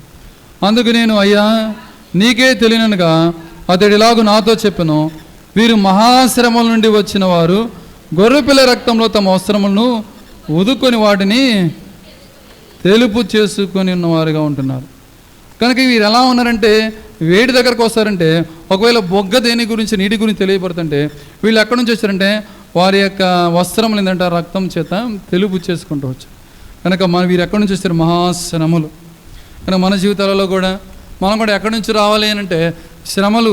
ఎప్పుడైతే శ్రమలు పొందిన వారిగా ఉంటున్నారో వాళ్ళు ఏంటంట, వీళ్ళు శ్రమలు పొందిన వారిగా ఉంటున్నారు. వీళ్ళు ఎక్కడికి వచ్చారంట? తమ వస్త్రములు ఉదుక్కొని వాటిని తెలుపు చేసుకుంటూ వచ్చారు. కనుక వాక్యం చేత నీటి బొగ్గ దగ్గర వచ్చేటువంటి నీళ్ళ చేత ఏం చేస్తారంటే వాళ్ళ వస్త్రములు కడుక్కుంటూ వచ్చారు. కనుక మన జీవితాలలో కూడా ఆ రీతిగా మనం కడుక్కొని శుద్ధి చేసుకొని ఆ రీతిగా దేవుని కొరకే జీవించడానికి దేవుడు మనకు సహాయం చేస్తాడు. ఆ రీతిగా ప్రకటన గ్రంథం 21వ అధ్యాయంలో, ప్రకటన గ్రంథం 21వ అధ్యాయం 21 6వ వచనం చివరి భాగం, నేను ఉచితముగా అనుగ్రహించి ఏమిస్తాడు? ఉచితముగా జీవజలముల బొగ్గలోని జలమును నేను ఉచితముగా అనుగ్రహించను. కనుక ఆయన ఏం చేస్తానంటే ఉచితంగా ఇచ్చేవాడు. మత్తయి సువార్త 10వ అధ్యాయం, మత్తయి సువార్త 10వ అధ్యాయం అందరం కలిసి 8వ వచనం చదువుకుంటాం. అందరం కలిసి 8వ వచనం, మత్తయి సువార్త 10:8. రోగులను స్వస్థపరచుడి, చనిపోయిన వారిని లేపుడి, కుష్ఠరోగులను శుద్ధులుగా చేయడి, దయ్యములను వెళ్ళగొట్టి, ఉచితముగా పొందితిరి, ఉచితముగా ఇయ్యడి. కనుక ఏంటంటే ఉచితం. ఈ సేవా పరిచర్య అనేది ఉచితం. కనుక దేవుడు ఉచితంగా ఇచ్చిందే ఇది మొత్తం కూడా.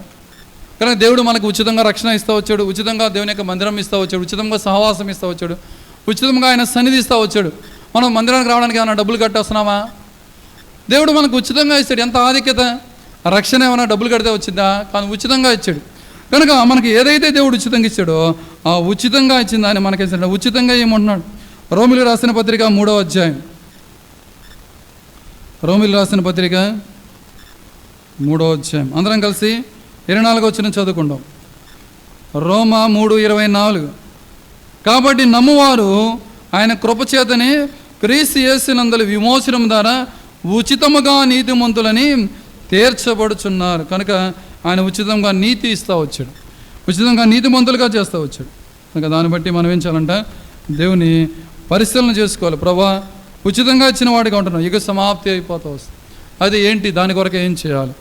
కనుక జరిగిపోతూ ఉంది, యుగ సమాప్తి అయిపోతూ ఉంది. కనుక దాని నిమిత్తమై ఎలాగా సిద్ధపడాలి? అందుకనుక ఆది అంతము మీరే ఉంటున్నారు ప్రభా, మీరు ఆది అంతము కనుక మీ గురించి ఎరిగిన వారిగా ఉంటున్నాం. అయితే ఏ రీతిగా మనం సరి చేసుకుని ఉండాలి? అంత మాత్రమే కాకుండా ఆయన ఏంటంటే జీవ జలాన్ని ఇచ్చేవాడిగా ఉంటున్నాడు. అంతేకాకుండా ఆయన వేస్తంట బొగ్గ కూడా ఇచ్చేవాడిగా ఉంటున్నాడు. ఇవన్నీ కూడా ఎలా ఇచ్చాడు అంటే ఉచితముగా అని చెప్తాను. ఉచితం, ఫ్రీ ఆఫ్ కాస్ట్. మనం దాని గురించి ఏమి చెల్లించేయని అవసరం లేదు, ఉచితంగా ఇచ్చాడు. చివరిగా మాట చూసుకొని ముగించుకోండి. ఎఫెసీయులు రాసిన పత్రిక 1వ అధ్యాయం,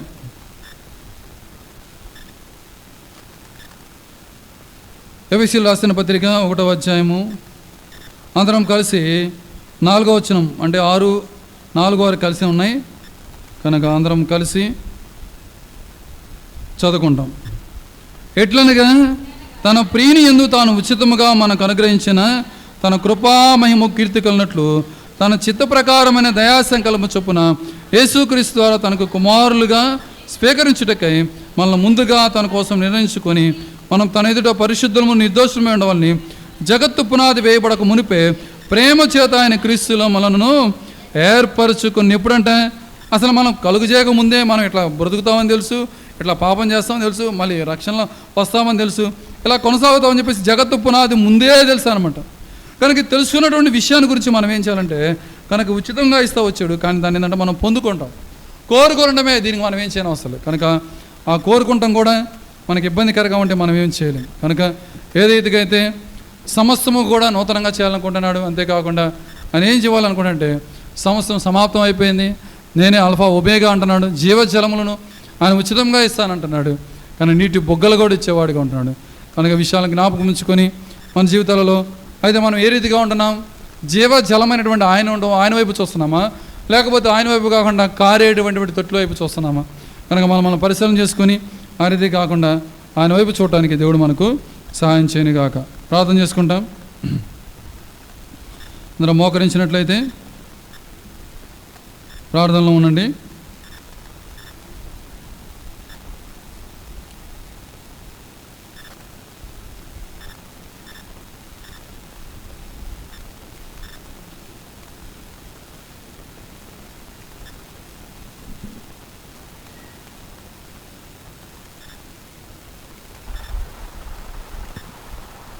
దయచేసి ప్రార్థనలో ఉండండి.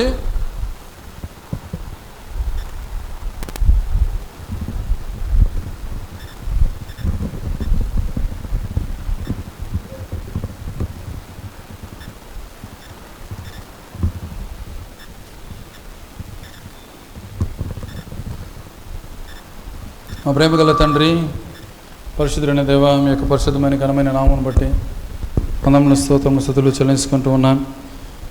ప్రీతండి, ఈ రీతిగా వర్తమానంలో మీరు చేసిన సాయం కొరకు వందములు ప్రభా.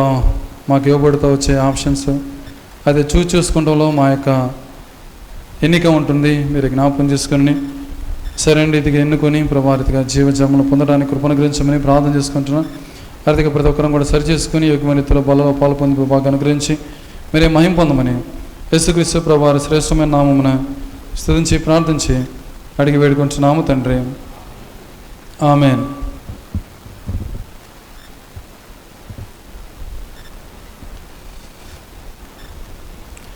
నేను మీకు అప్పగించిన దానిని ప్రభు వలన పొందుతిని. ప్రభునేసు తాను అప్పగింపబడిన రాత్రిని ఒక రొట్టెను ఎత్తుకొని కృతజ్ఞతాస్తుతులు చెల్లించి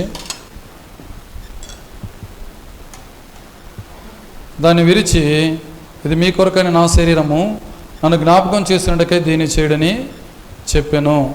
మా ప్రేమ గల తండ్రి, పరిశుద్ధుడైన దేవ, మీ యొక్క పరిశుద్ధమైన ఘనమైన నామమును బట్టి వందములు స్తోత్రములు చెల్లించుకుంటున్నాను. మీ యొక్క శరీరాన్ని సాదృశ్యమైనటువంటి యొక్క రొట్టెలో పాలు పొందబోచుండగా యోగ్యమైన పాలు పంపులు అనుగ్రహించమని యేసుక్రీస్తు ప్రభువారి శ్రేష్టమైన నామమున స్తుతించి ప్రార్థించి అడిగి వేడుకుంటున్నాము తండ్రి. ఆమేన్. కనుక ఎవరైతే యోగ్యంగా ఉంటున్నారో మీ కుడి హస్తాలు కనిపించేట్లుగా పైకెత్తవలసిందిగా మనం చేస్తూ ఉన్నాం. ప్రభు యొక్క బలనిష్టానికి రండి. దాపిరీడన్ని వెంకటన్న కొరనేల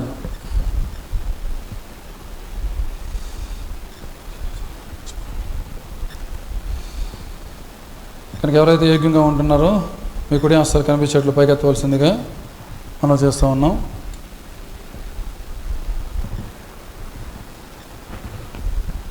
పాత్ర మీదకి వచ్చినప్పుడు కొంచెం భాగం తీసుకొని ప్రార్థనలో ఏకీభవించవలసిందిగా మనం చేస్తాం.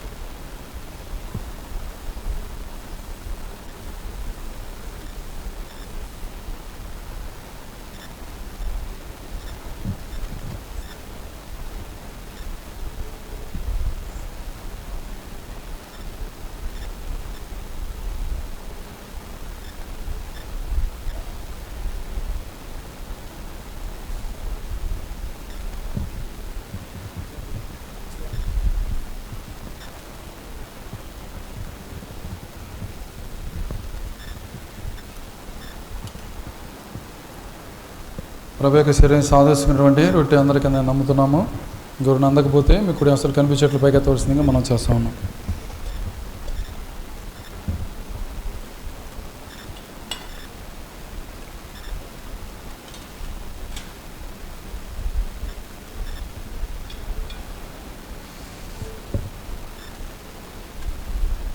ఇతర భోజనమైన పెంపట ఆయన పాత్రను ఎత్తుకొని కృతజ్ఞతాస్తుతులు చెల్లించి, ఇది నా రక్తములను కృత నిబంధన, మీరు దీనిని త్రాగినప్పుడు నన్ను జ్ఞాపకం చేసేకే దీన్ని చేయడానికి చెప్పాను.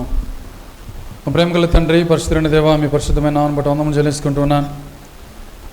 మీ యొక్క రక్తానికి సాదృశ్యంగా ఉన్నటువంటి ఈ యొక్క ద్రాక్షాసనంలో కూడా పాలు పొందబోచుండగా యోగ్యమైన పాల్పంపులు అనుగ్రహించమని యేసుక్రీస్తు ప్రభువారి శ్రేష్టమైన నామమున స్తుతించి ప్రార్థించి అడిగి వేడుకుంటున్నాము తండ్రి. ఆమేన్.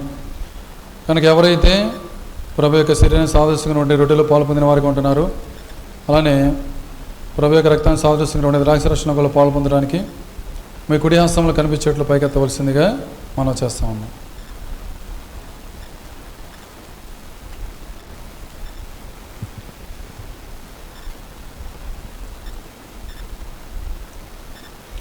నీ రక్తమే నన్ను శుద్ధీకరించున్, నీ రక్తమే నా బలము, నీ రక్తధారలే ఇలా పాపి కషాయమిచ్చును, నీ రక్తధారలే ఇలా పాపి కషాయమిచ్చును. పరిశుద్ధ తండ్రి పాపిని కడిగి పవిత్ర పరచును, పరిశుద్ధ తండ్రి పాపిని కడిగి పవిత్ర పరచును. నీ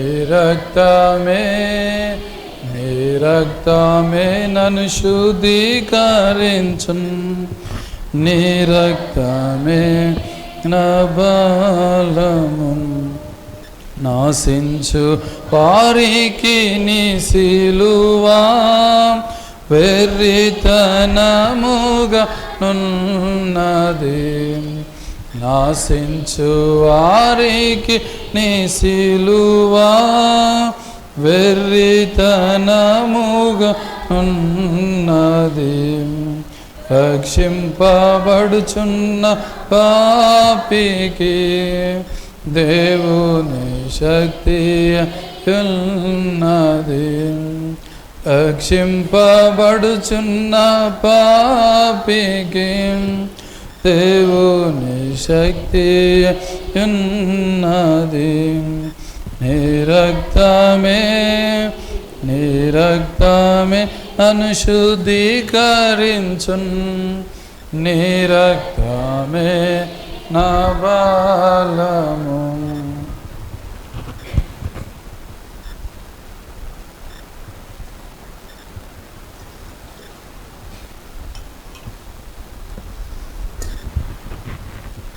అందరికైనా నమ్ముతున్నాము. ఇంకెవరికైనా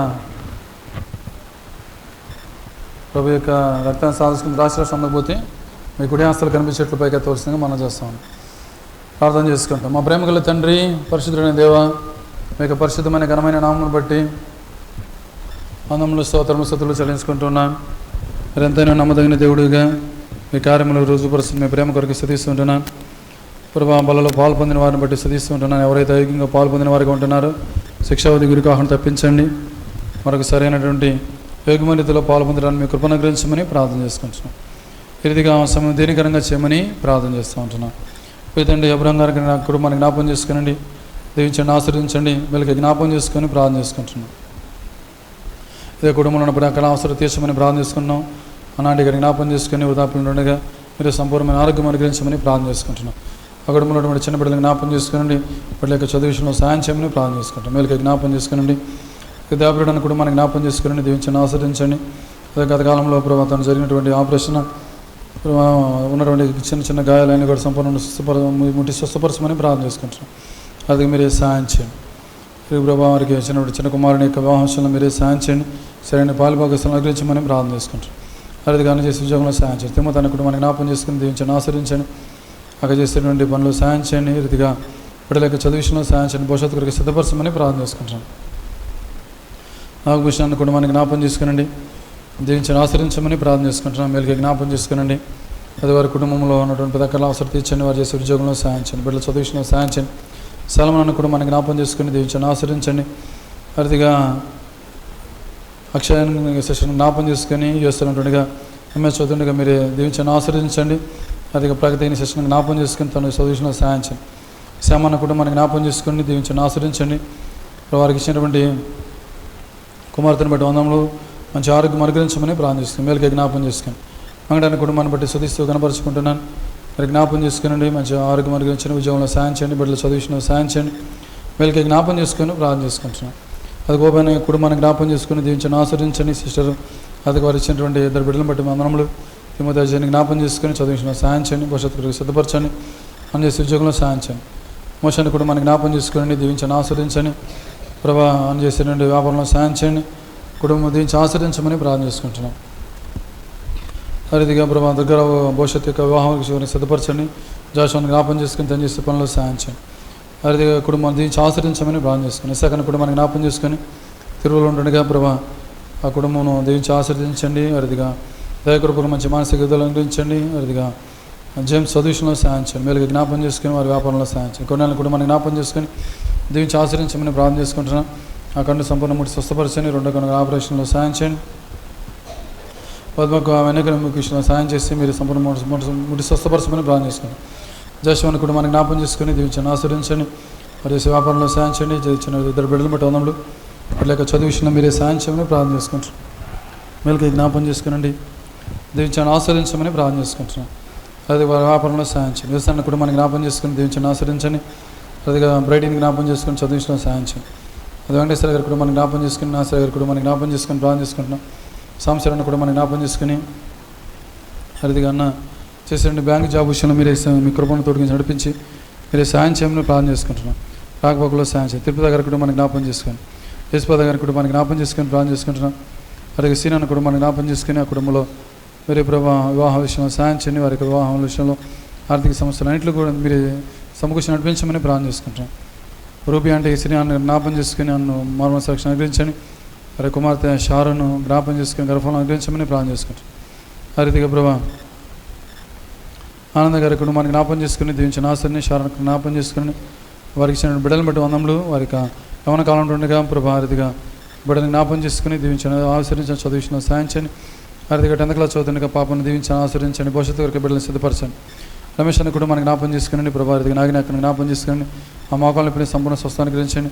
మరి కుమార్తె గీత ప్రయాణం జ్ఞాపం చేసుకుని ఆ రీతిగా ఆశల విషయంలో ఆ యొక్క మీ కృపణాన్ని గురించి తోడు నడిపించమని ప్రార్థన చేసుకుంటాం. ప్రిస్కిలాంటి గారిని జ్ఞాపం చేసుకుని దీవించండి, మోకాలను పెంచిన సంపూర్ణ స్వస్థాన్ని గురించండి. లావణ్య అక్కడ జ్ఞాపం చేసుకుని ప్రభా వారికి ఇచ్చిన బిడ్డలను బట్టి వందములు. ఆ రీతిగా రమ్యక్కని జ్ఞాపం చేసుకుని తను చేసేటువంటి ఉద్యోగంలో సాయం చేయండి. అన్నను కూడా జ్ఞాపం చేసి తను చేసే పనులు మీరు సాయం చేయండి, దీవించండి, ఆశ్రయించండి. అదిగా ప్రభా ఆ బిడ్డలను కూడా చదువు విషయంలో సాయం చేయండి, భవిష్యత్తు కొరకు సిద్ధపరచండి. సాలక్ష్మి సిస్టర్ని జ్ఞాపం చేసుకుని ప్రభా తను కూడా భవిష్యత్తు కొరకు సిద్ధపరచండి, వివాహాన్ని కొరకు సిద్ధపరచమని ప్రార్థన చేసుకుని సరైన బాలపాక సన్నగించమని ప్రార్థన చేసుకుని లక్ష్మీ ప్రభా ఆంటీ గారిని జ్ఞాపం చేసుకుని దీవించండి, ఆశ్రయించండి. దగ్గు కొంచెం ఆటు విషయంలో ఉన్నటువంటి ఇబ్బందిని మీరు సంపూర్ణ మీరు స్వస్థపరచమని ప్రార్థన చేసుకుంటున్నాం. అదిగా చిన్న వాటిని జ్ఞాపం చేసుకుని దీవించండి, ఆశ్రయించండి. వారికి ఇచ్చిన బిడ్డలు బట్టి వందములు వారికి చదువు విషయంలో సాయించండి, భవిష్యత్తు కొరకు సిద్ధపరచండి. పరిస్థితి ఆంటీ గారిని జ్ఞాపం చేసుకుని తనకున్నటువంటి బలహీనత మీరు సంపూర్ణ మీరు స్వస్థపరచండి. స్వాదక్కని జ్ఞాపం చేసుకుని ఆ కుటుంబం దీవించండి, ఆశ్రయించండి. అది సురేష్ని జ్ఞాపం చేసుకుని సంపూర్ణ మార్మ సాక్షి అనుగ్రహించండి. అదిగా బిడ్డల చదువు విషయంలో సాయించండి. పనెక్కడ కుటుంబాన్ని జ్ఞాపం చేసుకుని దీవించండి, ఆశ్రయించండి. అన్న ఉద్యోగ విషయంలో సాయం చేయండి, శాల్యం నుంచి ఆరోగ్యం అనుగ్రహించండి. అన్న బాప్తీసం కొరకై సాక్ష్యం వాళ్ళ ఉద్దేశంలో తను కూడా మార్చమని ప్రార్థన చేసుకుంటాం. మార్తమాంటి గారిని జ్ఞాపం చేసుకుని దీవించండి, ఆశ్రయించండి, మంచి ఆరోగ్యం అనుగ్రహించమని ప్రార్థన చేసుకుంటాం. సుగుణాంటి గారిని జ్ఞాపం చేసుకుని ప్రభావ అదిగా స్టంట్ల విషయంలో మీరే సంపూర్ణమైన స్వస్థ అనుగ్రహించండి, వీళ్ళకి జ్ఞాపం చేసుకుని. అది ఝాన్సీ ఆంటీ గారిని జ్ఞాపం చేసుకుని వారి బిడ్డ కుమార్తె ధైర్యాన్ని జ్ఞాపం చేసుకుని చదివించిన సహాయం వీళ్ళకి జ్ఞాపం చేసుకొని ప్రార్థన చేసుకుంటున్నాం. రామదేవ్ ఆంటీ గారిని కుటుంబాన్ని జ్ఞాపం చేసుకుని దీవించండి, ఆశ్రయించండి. అదిగా ప్రభావ వారు బాప్తీసాన్ని కొరకు సిద్ధపరుచుండగా మీరే సిద్ధపాటు అనుగ్రహించమని ప్రార్థన చేసుకుంటాం. అదిగా మరిమాంటి గారి దుర్గారాన్ని జ్ఞాపం చేసుకుని దుర్గారా అంకుల్ గారు తాగుడు బానిసవుతూ వచ్చాడు, సంపూర్ణంగా దాని నుంచి తొలగించమని ప్రార్థన చేసుకున్నాను. లేనా అక్కడ జ్ఞాపం చేసుకుని ప్రభా అది కూడా మా దీవించండి, ఆశ్రయించండి. అతిగా చదువుకున్నటువంటి బీటెక్ చదువుతున్నటువంటి గాయత్రి సిస్టర్ని జ్ఞాపం చేసుకుని దీవించండి, ఆశ్రయించండి. ఇదిగా ఆ బీటెక్ చదువుతున్నటువంటి బాయ్స్ని కూడా జ్ఞాపం చేసుకుని ప్రభా వారి యొక్క చదువు విషయంలో సాయం చేయండి. వీళ్ళకి జ్ఞాపం చేసుకుని భవిష్యత్తు కొరకు సిద్ధపరచండి. ఇంకా కొత్తగా వచ్చిన వారిని జ్ఞాపం చేసుకుని దీవించండి, ఆశ్రయించండి. వీళ్ళకి జ్ఞాపం చేసుకుని ప్రార్థన చేసుకుంటున్నాం. ఇదిగా పేదన సంఘాన్ని మీకు ఆశీర్వాదాలతో నింపండి. అనేక సంఘాలు విస్తరించడానికి కృపను గురించమని ప్రార్థన చేసుకుంటాం. ఏక సంఘం ఆధారంగా చేసుకుని జరుగుతున్న వారి కార్యక్రమాలను జ్ఞాపం చేసుకుని అది ఆల్రెడీ పేరు విషయంలోనేమి అదిగా గొలుసు ప్రార్థన, సంఘ ప్రార్థన, బైబిల్ పఠనము ఇడ్లలో మీ ప్రియబిడ్డలను హాజరవడానికి కృపను గురించండి. వీళ్ళకి జ్ఞాపం చేసుకుని ఈ రీతిగా ప్రతి ఒక్కరిని పేరు మీద దీవించమని ప్రార్థన చేసుకుంటున్నాం. వారి కుటుంబాలు దీవించండి, ఆశీర్వదించండి. వారి చదువుల్లోనే ఉద్యోగాలలో సాయం చేయండి, వారి పనుల్లో సాయం చేయండి, వ్యాపారంలో సాయం చేయండి. మోటార్ ఫీల్డ్లో ఉన్న వారు కూడా జ్ఞాపం చేసుకుని వారు కూడా మీ సాయం అనుగురించి మీరు మహిమ పొందమని ప్రార్థన చేసుకుంటున్నాం. వృద్ధాప్యలో ఉంటున్న వారికి జ్ఞాపం చేసుకుని అన్నానంటే జ్ఞాపం చేసుకుని వృద్ధాప్యలో ఉంటుండగా తనకున్నటువంటి డైజెస్ట్ సరిగా కాని పరిస్థితులు అన్నింటిగా మీరు సంపూర్ణంగా ముట్టి స్వస్థపరిచి మంచి ఆరోగ్యం అనుగ్రహించి ఇదిగా మేలుకి జ్ఞాపం చేసుకొని ప్రార్థన చేసుకుంటాం. ఇదిగా సమస్య యొక్క పరిమళ సలభ చెప్పుకుంటున్నాను. బేతని ఆధారంగా చేసిన పరిచయం జ్ఞాపం చేసుకుని స్వాత పరిచయ విషయంలో మీరే సాధించండి. యూత్ మీటింగ్ విషయంలో మీరే సాధించండి. ఈ రీతిగా ప్రభావం బేతని సంఘ సరిహద్దులు విశాలపరిచి మేలుకి జ్ఞాపం చేసుకుని ప్రార్థన అనేక సంఘంలో చేర్చబడడానికి కృపను గ్రహించండి. ఈ రీతిగా ప్రభావ మీరు జ్ఞాపం చేసుకొని ప్రార్థన చేసుకుంటున్నాం. ఇక మాకు ఇచ్చినటువంటి ప్రభావ స్వేచ్ఛగా వాక్యం ప్రకటించుకునే భాగ్యం ఇచ్చిన విధానంతో కొరకు అందరూ అనేకలకి భాగ్యం లేని వారు ఉంటున్నారు.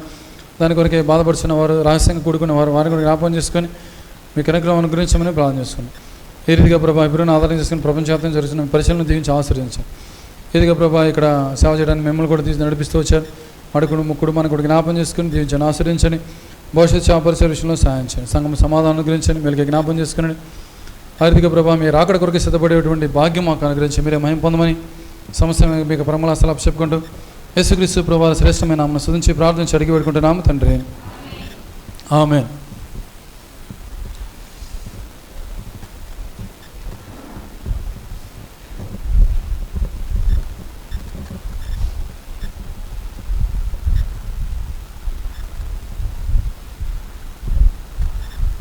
వచ్చేసి వార ప్రకటనలు గమనించండి.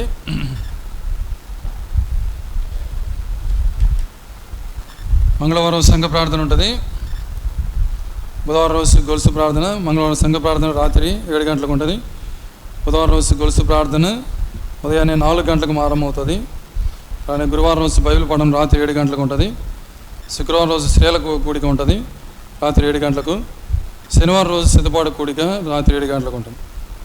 వచ్చే ఆదివారం వంట పరిచయం చేసేవారు లక్ష్మి అక్క, లక్ష్మి లుదియా అక్క, అలా మనసి అక్క, చిన్న పిసుకుల అక్క, షారున్ అక్క. అదే వారం 100 మందిని శుభ్రపరిచేవారు లక్ష్మి లుదియా అక్క, అలానే జరుష్ అక్క. శనివారం సాయంత్రం సరుకులు వాటర్ తీసుకుని వచ్చేవారు చెత్త పడేసే డ్యూటీ బ్రదర్ మోషన్. కనుక ఈ యొక్క వారి కోరికలన్నింటిలో కూడా ప్రార్థించి పాలు పొందవలసిందిగా మనం చేస్తూ ఉన్నాం. కనుక వచ్చే ఆదివారం యూత్ రిట్రీట్ బేర్షెబాలో యూత్ రిట్రీట్ ఉంటుంది, దయచేసి గమనించండి. వచ్చే ఆదివారం బేర్షెబాలో యూత్ రిట్రీట్ ఉంటుంది. కనుక అది 19వ తారీఖున ఆదివారం వస్తుంది, 20వ తారీఖున. కనుక ఆదివారం ఇక్కడ ఉంటాం కాబట్టి సోమవారం రోజు రేపవాళ్ళు అనుకుంటాను, అప్పుడు బేర్షెబాకి వెళ్ళడానికి దయచేసి యవనస్తుల పిల్లలను మీరు సిద్ధపరచవలసిందిగా మనం చేస్తూ ఉన్నాం. అప్పుడు అక్కడ యూత్ క్యాంప్ జరుగుతుంది, యూత్ మీటింగ్. కనుక దాని విషయంలో ఒక్కరోజే ఉంటుంది, అంటే ఆదివారం సోమవారం ఉంటుంది. కాకపోతే మనం సోమవారం వెళ్ళాలి. ఇంకా యవనస్తులైన వారు మీరు సమకూడ టయానికి సోమవారం రోజు సిద్ధపడవలసిందిగా ప్రభుపేట మనం చేస్తూ ఉన్నాం. బేర్షెబాలో జరుగుతుంది. మనందరం లేచి నిలబడినట్లయితే మన అర్పణను అర్పించుకుంటాం.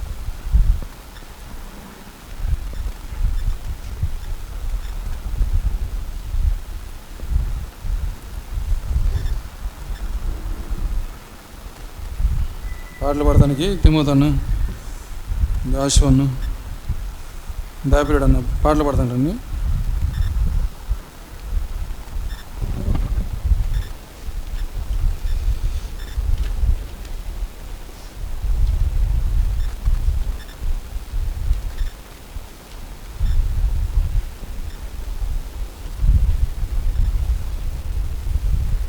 పాట సంఖ్య 460, పాట సంఖ్య 460. మరొక నంబర్ అయితే 457. మరొక నంబరు 397. క్రీస్తేసు ప్రభువు తన రక్తమిచ్చి కొన్నట్టి సంఘమునా ఎవరు చేరెదరో వారే ధన్యులు, పరలోకమే వారిది. ఎవరు చేరెదరో వారే ధన్యులు, పరలోకమే వారిది. ప్రభుని వాక్యమును సంతోషముతో ఎవరు స్వీకరించురో, ప్రభుని వాక్యమును సంతోషముతో ఎవరు స్వీకరించురో, ప్రకటించేదారు తమ ఐక్యతను బాప్తిస్మమునందు, ప్రకటించేదారు తమ ఐక్యతను బాప్తిస్మమునందునా. క్రీస్తేసు ప్రభువు తన రక్తమిచ్చి కొన్నట్టి సంఘమునా ఎవరు చేరెదరో వారే ధన్యులు, పరలోకమే వారిది. ఎవరు చేరెదరో వారే ధన్యులు, పరలోకమే వారిది. అపోస్తలుల బోధను నమ్మి స్థిరపరచబడిన వారే, అపోస్తలుల బోధను నమ్మి స్థిరపరచబడిన వారే, ఆత్మశక్తితో వారు ఎల్లప్పుడూ సంఘములో నిలచేతారు. ఆత్మశక్తితో వారు ఎల్లప్పుడూ సంఘములో నిలచేతారు.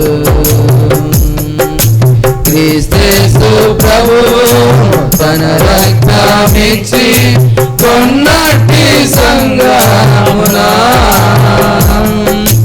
ఎవరు చేరెదరో వారే ధన్యులు, పరలోకమే వారిది.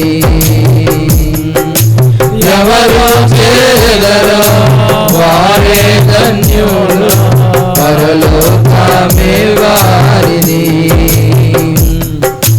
పరిశుద్ధులతో సహవాసమును ఎవరు కలిగి ఉందరో, పరిశుద్ధులతో సహవాసమును ఎవరు కలిగి ఉందరో వారే పొందెదరు క్షేమాభివృద్ధి క్రీస్తు ప్రభువు నందు. వారే పొందెదరు క్షేమాభివృద్ధి క్రీస్తు ప్రభువు నందు. క్రీస్తు ప్రభువు తన రక్తమిచ్చి కొన్నట్టి సంఘమునా ఎవరు చేరెదరో వారే ధన్యులు, పరలోకమే వారిది. ఎవరు చేరెదరో వారే ధన్యులు, పరలోకమే వారిది. ఆలోచన పడకుండా క్రీస్తు ప్రభుని రాకడ కొరకు ఎవరు చూచేదారో, క్రీస్తు ప్రభుని రాకడ కొరకు ఎవరు చూచేదారో నిత్యానందముతో సాక్ష్యమిచ్చెదరు సర్వలోకమునందు. నిత్యానందముతో సాక్ష్యమిచ్చెదరు సర్వలోకమునందు. సంఘమునందు క్రీస్తు ప్రభువు తన రక్తమిచ్చి కొన్నట్టి సంఘమున ఎవరు చేరదరు వారే ధన్యులు పరలోకమే వారిది. ఎవరు చేరదరు వారే ధన్యులు పరలోకమే వారిది. ప్రార్థన చేసుకుంటా.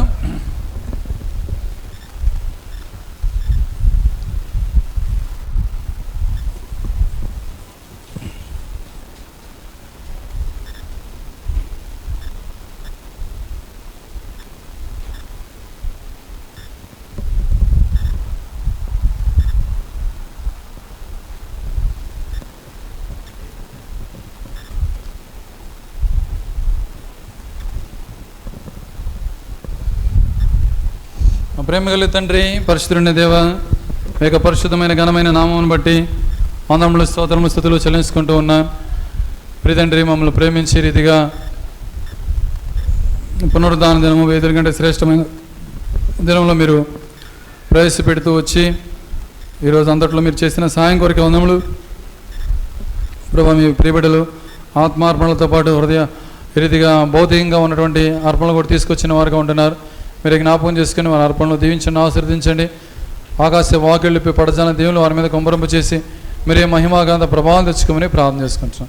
ఇదిగా మా సమయం దీనికరంగా చేయండి. మీ బిడ్డలు ఇంటికి వెళ్తుండగా మీ సన్నిధి వారి తోడు నడిపించండి. వారి కుటుంబాలు ఆశీర్వదించండి, వారి బిడ్డలను ఆశీర్వదించండి, వారు చేసేటువంటి ఉద్యోగాలు ఆశీర్వదించండి, వారు చేసే పనులు ఆశీర్వదించండి, వారి చేతి పనులను దీవించండి. ఆ రీతిగా ప్రభా వారికి రావాల్సిన ప్రతిఫలం దయచేసి మీరే మహిమ పొందమని ప్రార్థన చేసుకుంటున్నాం. ఈ రీతిగా మీ చిత్తమైతే వాళ్ళు తిరిగి ప్రభుదిన వరకు మీ సన్నిధితో నడిపించి మీరే మహిమ పొందమని సమస్త మీకు పరిమళాస్థలు చెప్పుకుంటూ యేసుక్రీస్తు ప్రభు వారి శ్రేష్టమైన నామమున స్తుతించి ప్రార్థించి అడిగి వేడుకుంటున్నాము తండ్రి, ఆమేన్. మన తండ్రి అయిన దేవుని ప్రేమయు, మన రక్షకుడు ప్రియ కుమారుడు యేసుక్రీస్తు వారి కృప, పరిశుద్ధాత్మ దేవుని అన్ని సహవాసము ఎప్పుడూ ఎల్లప్పుడూ సకలలోకున్న సకల పరిశుద్ధులు మనకును సదాకాలం తోడే నడిపించునుగాక. ఆమేన్.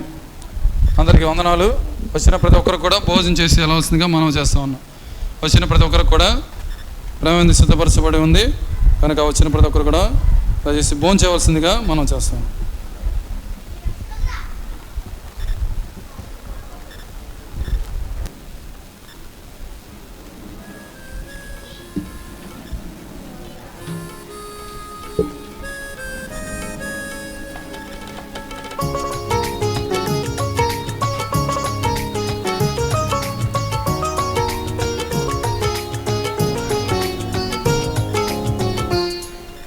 యేసుని స్వీకరించు, క్రీస్తేసుని స్వీకరించు, నీ హృదయపు ద్వారము తెరువుము త్వరిత